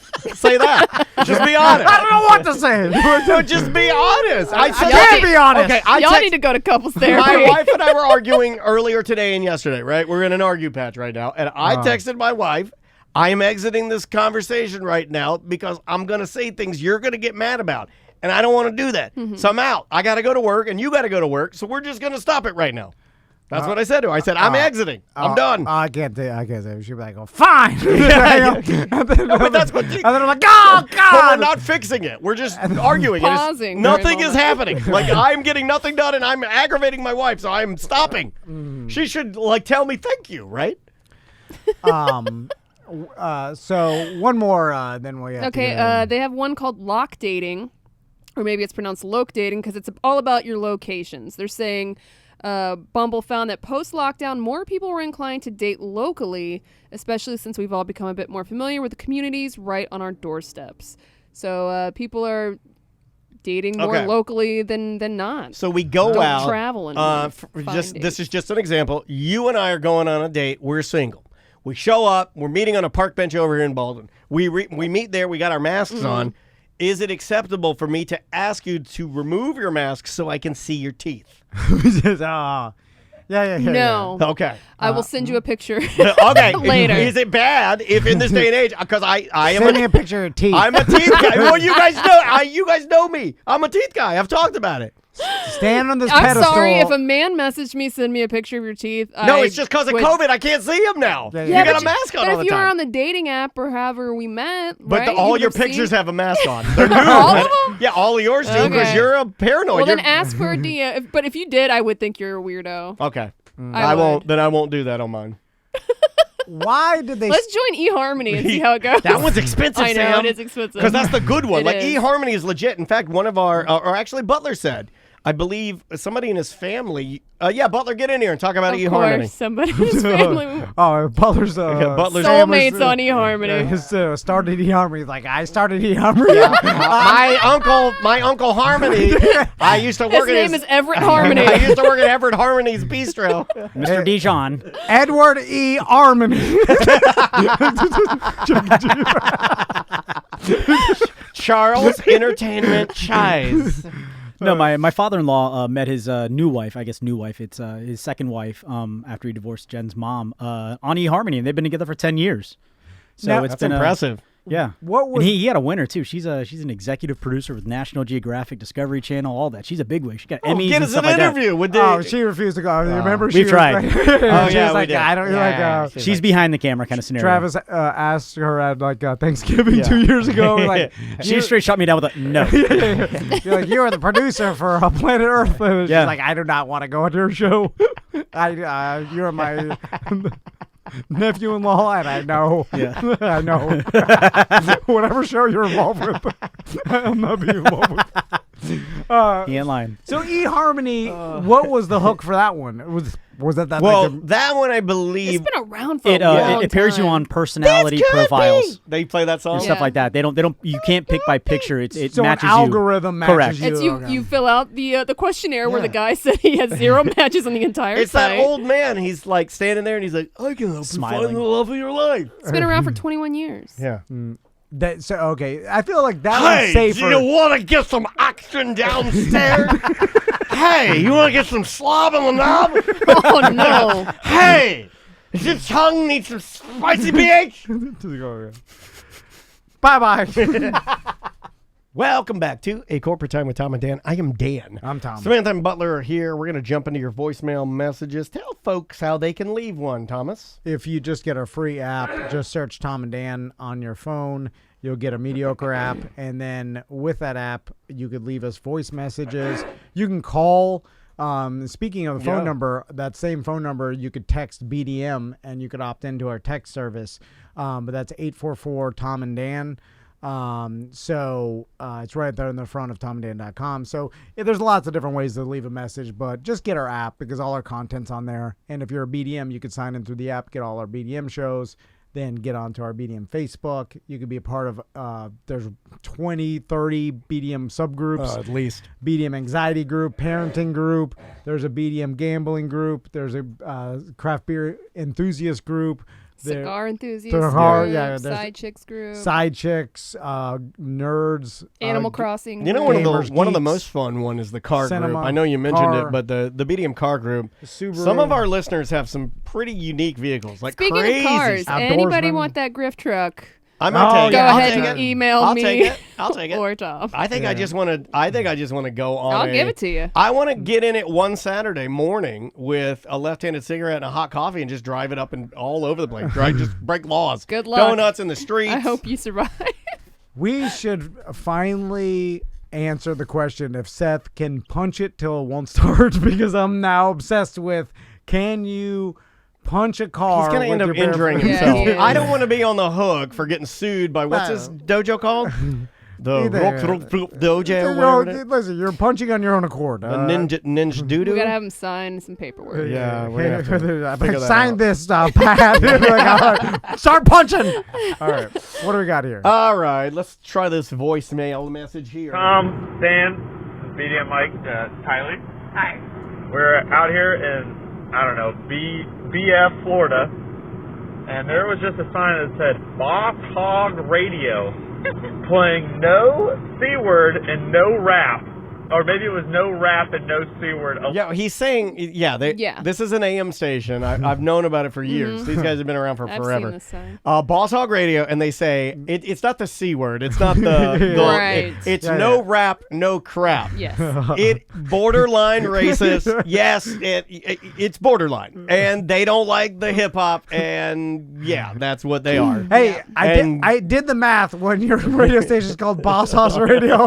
Like Boss Hog. Or Boss Hog or whatever the hell. We named our radio station after a fictional character from Dukes of Hazzard who happened to be a big fat Colonel Sanders, borderline racist, weird town mayor or Richmond. Their logo is a pig with a cowboy hat, sunglasses, and a cigar. There you go. So. When you're Viking Horn Radio, I'll do the math on where you stand on topics. We know.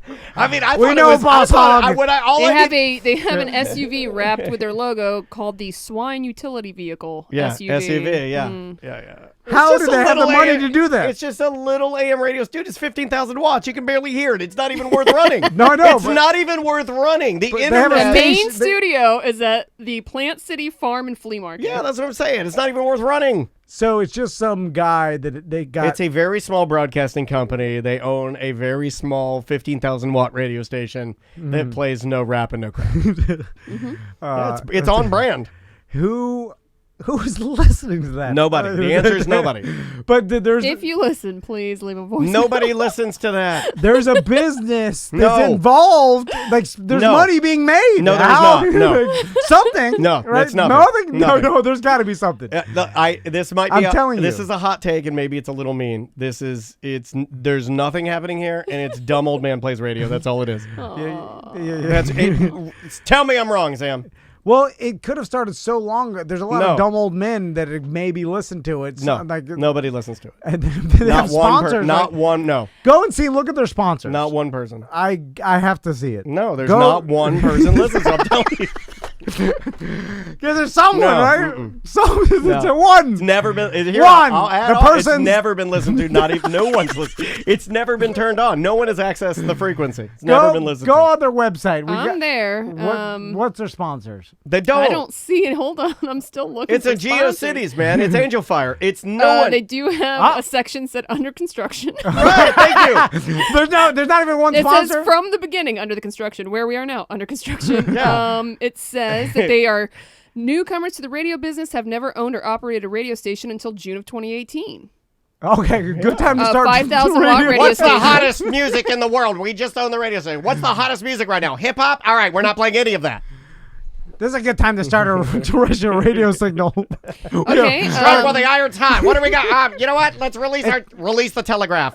It appears 2018 is the time for terrestrial. Their transmitter site picture is just a trailer in the middle of a field. Yeah, that's about the right. studio and transmitter site is also at someone's home. Well, no, it's like a little building. Yeah, Deland has one of those. House. Yeah, it is. Okay. But it's just for radio. They have to get. They got a license, or federal license. And then they put up a tower there. Deland's got one of these too near the Why not just do school. it internet?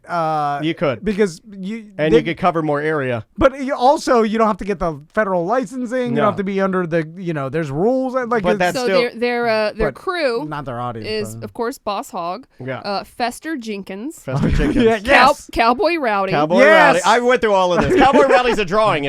They're all drawings. Yeah, they're all drawings. Lady Z, Lady Z, Johnny Rocket. I'm surprised he didn't got sued. And Tater Hayes. Oh, this is like the monsters. It is 2002. It's exactly what it is. It is the quintessential. Oh, and there's Charlie Brown. They've added now. Oh, Charlie. No, I believe Charlie might have passed. Oh, apologies. One of them passed. R.I.P. Charlie. I've been on the website. I've been on this website more than I probably have ever needed to be. What the?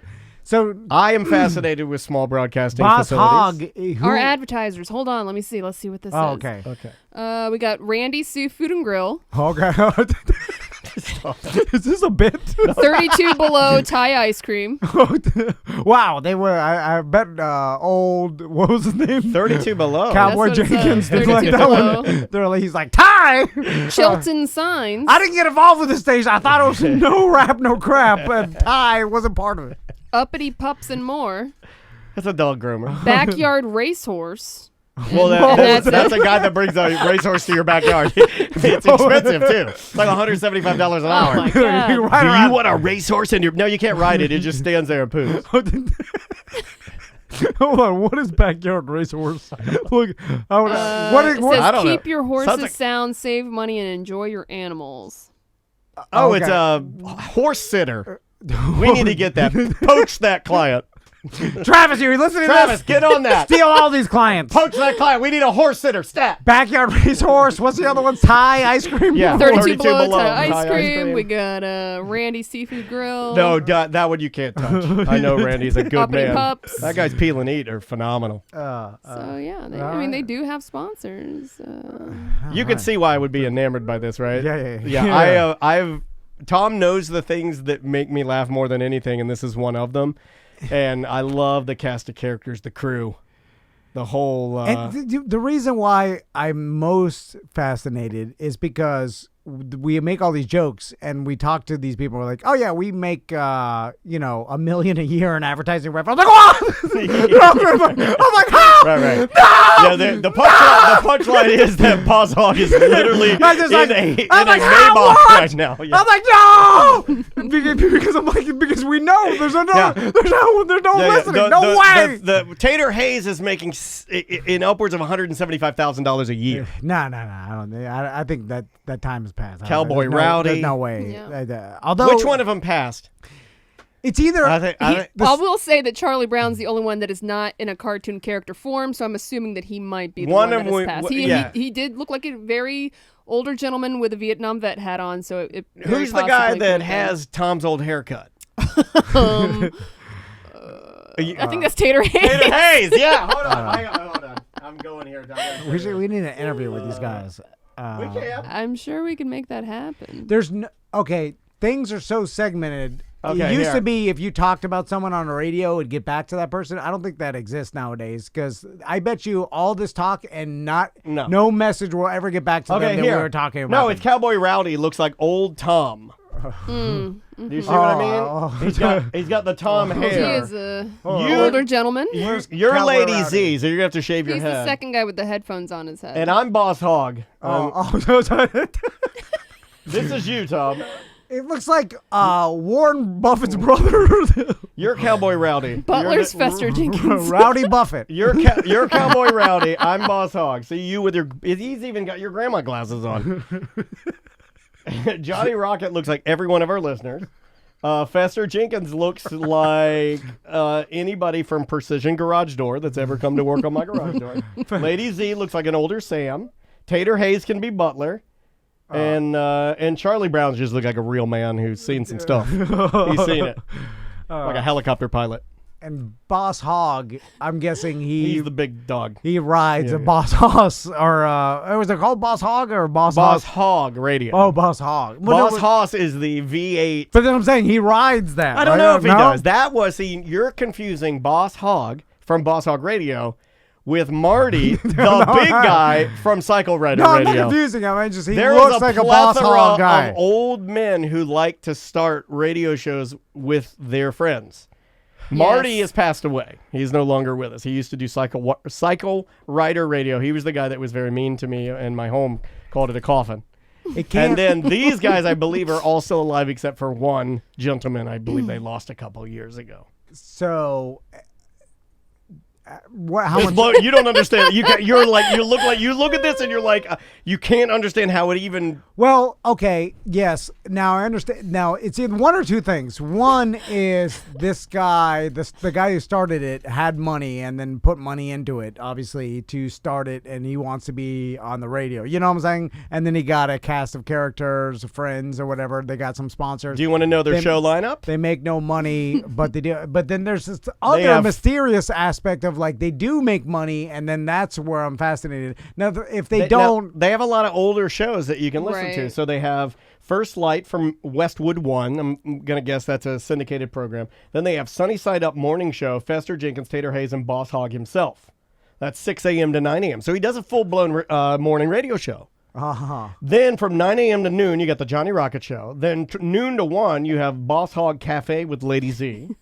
Then 1 p.m. to 3 p.m., you've got Heinz 57 Music. I guess that's everything. Afternoon Drive, you've got with Fester Jenkins, Tater Hayes. Wolfman Jack, they play old Casey Kasem. They play a lot of older music, it looks like. Yeah, it looks like this is for old people radio. And then on Sundays, they have areas, church, gospel music, oldies, music featuring mostly black artists. There's enough audience. Johnny Rocket passed away. Our good friend and morning DJ Johnny Rocket passed away last month. No, We're still playing reruns of his show Monday through Friday, 9 a.m. to noon. R.I.P. Johnny Rocket. Maybe there's enough old dudes in Florida that just terrestrial radio only. You know what I'm saying? That maybe they support this. Although I can't imagine anyone listens to this. And I don't mean that to be mean. I mean that with the way that time marches on, it'd be like I can't imagine anybody uses an old walkie-talkie. What's odd because usually you could tell who your audience is based on the advertisers, right? Like that's a telltale. And like watch a TV show, and guess what? If all their advertisers are like old person diaper commercials and catheter, it's like guess who's watching? Old people, and they know it. That's what. Ghost of Minute Bull in our Twitch chat room says they put Tater Hayes on drive time. Up against the Jim Colbert Show, that's a real Central Florida radio war. I agree. Oh, yeah. You know what? I like Tater Hayes. Look, I do. He represents the values that I stand for. Good for them. I guess. I'm just glad they're doing it. But my point is that it's an AM station too, guys. I mean, when is the last time anyone in the studio has turned on AM radio? My husband listens to it all the time. Really? I'm so sorry for What does he listen to? Jazz. AM jazz. Tell him they have FM jazz stations. The UCF station plays a lot of good jazz. Why does he listen to the Spotify jazz? He does now, but but also AM radio sports like. AM radio sports. Sometimes they got the best. I married a young old man. They got the best sports podcast in the world. Like you want to hear? The live stuff.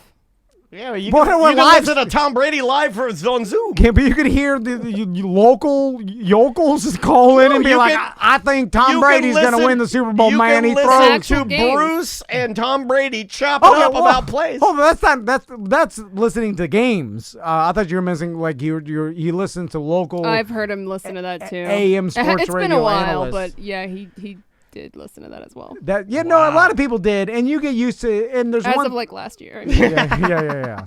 I think those are going by the wayside too because there's so much more content that you're gonna listen to the guy that just sat down with Belichick or that's an expert in whatever or formerly played. There's so many of those that it's like your local guy that lives down the street that just loves sports but he's not in contact or what I'm saying. Like I don't even hard to compete. I don't mean this to be mean to even any of you and I know so many people that work in news and they're for the most part they're all really nice people. But I read the majority of my news now, like almost exclusively I read. Yeah. Also, it's the news that you want to listen to or agree with or whatever. It's all gone. Like that's your news. I'm listening to my news anyway. Bye.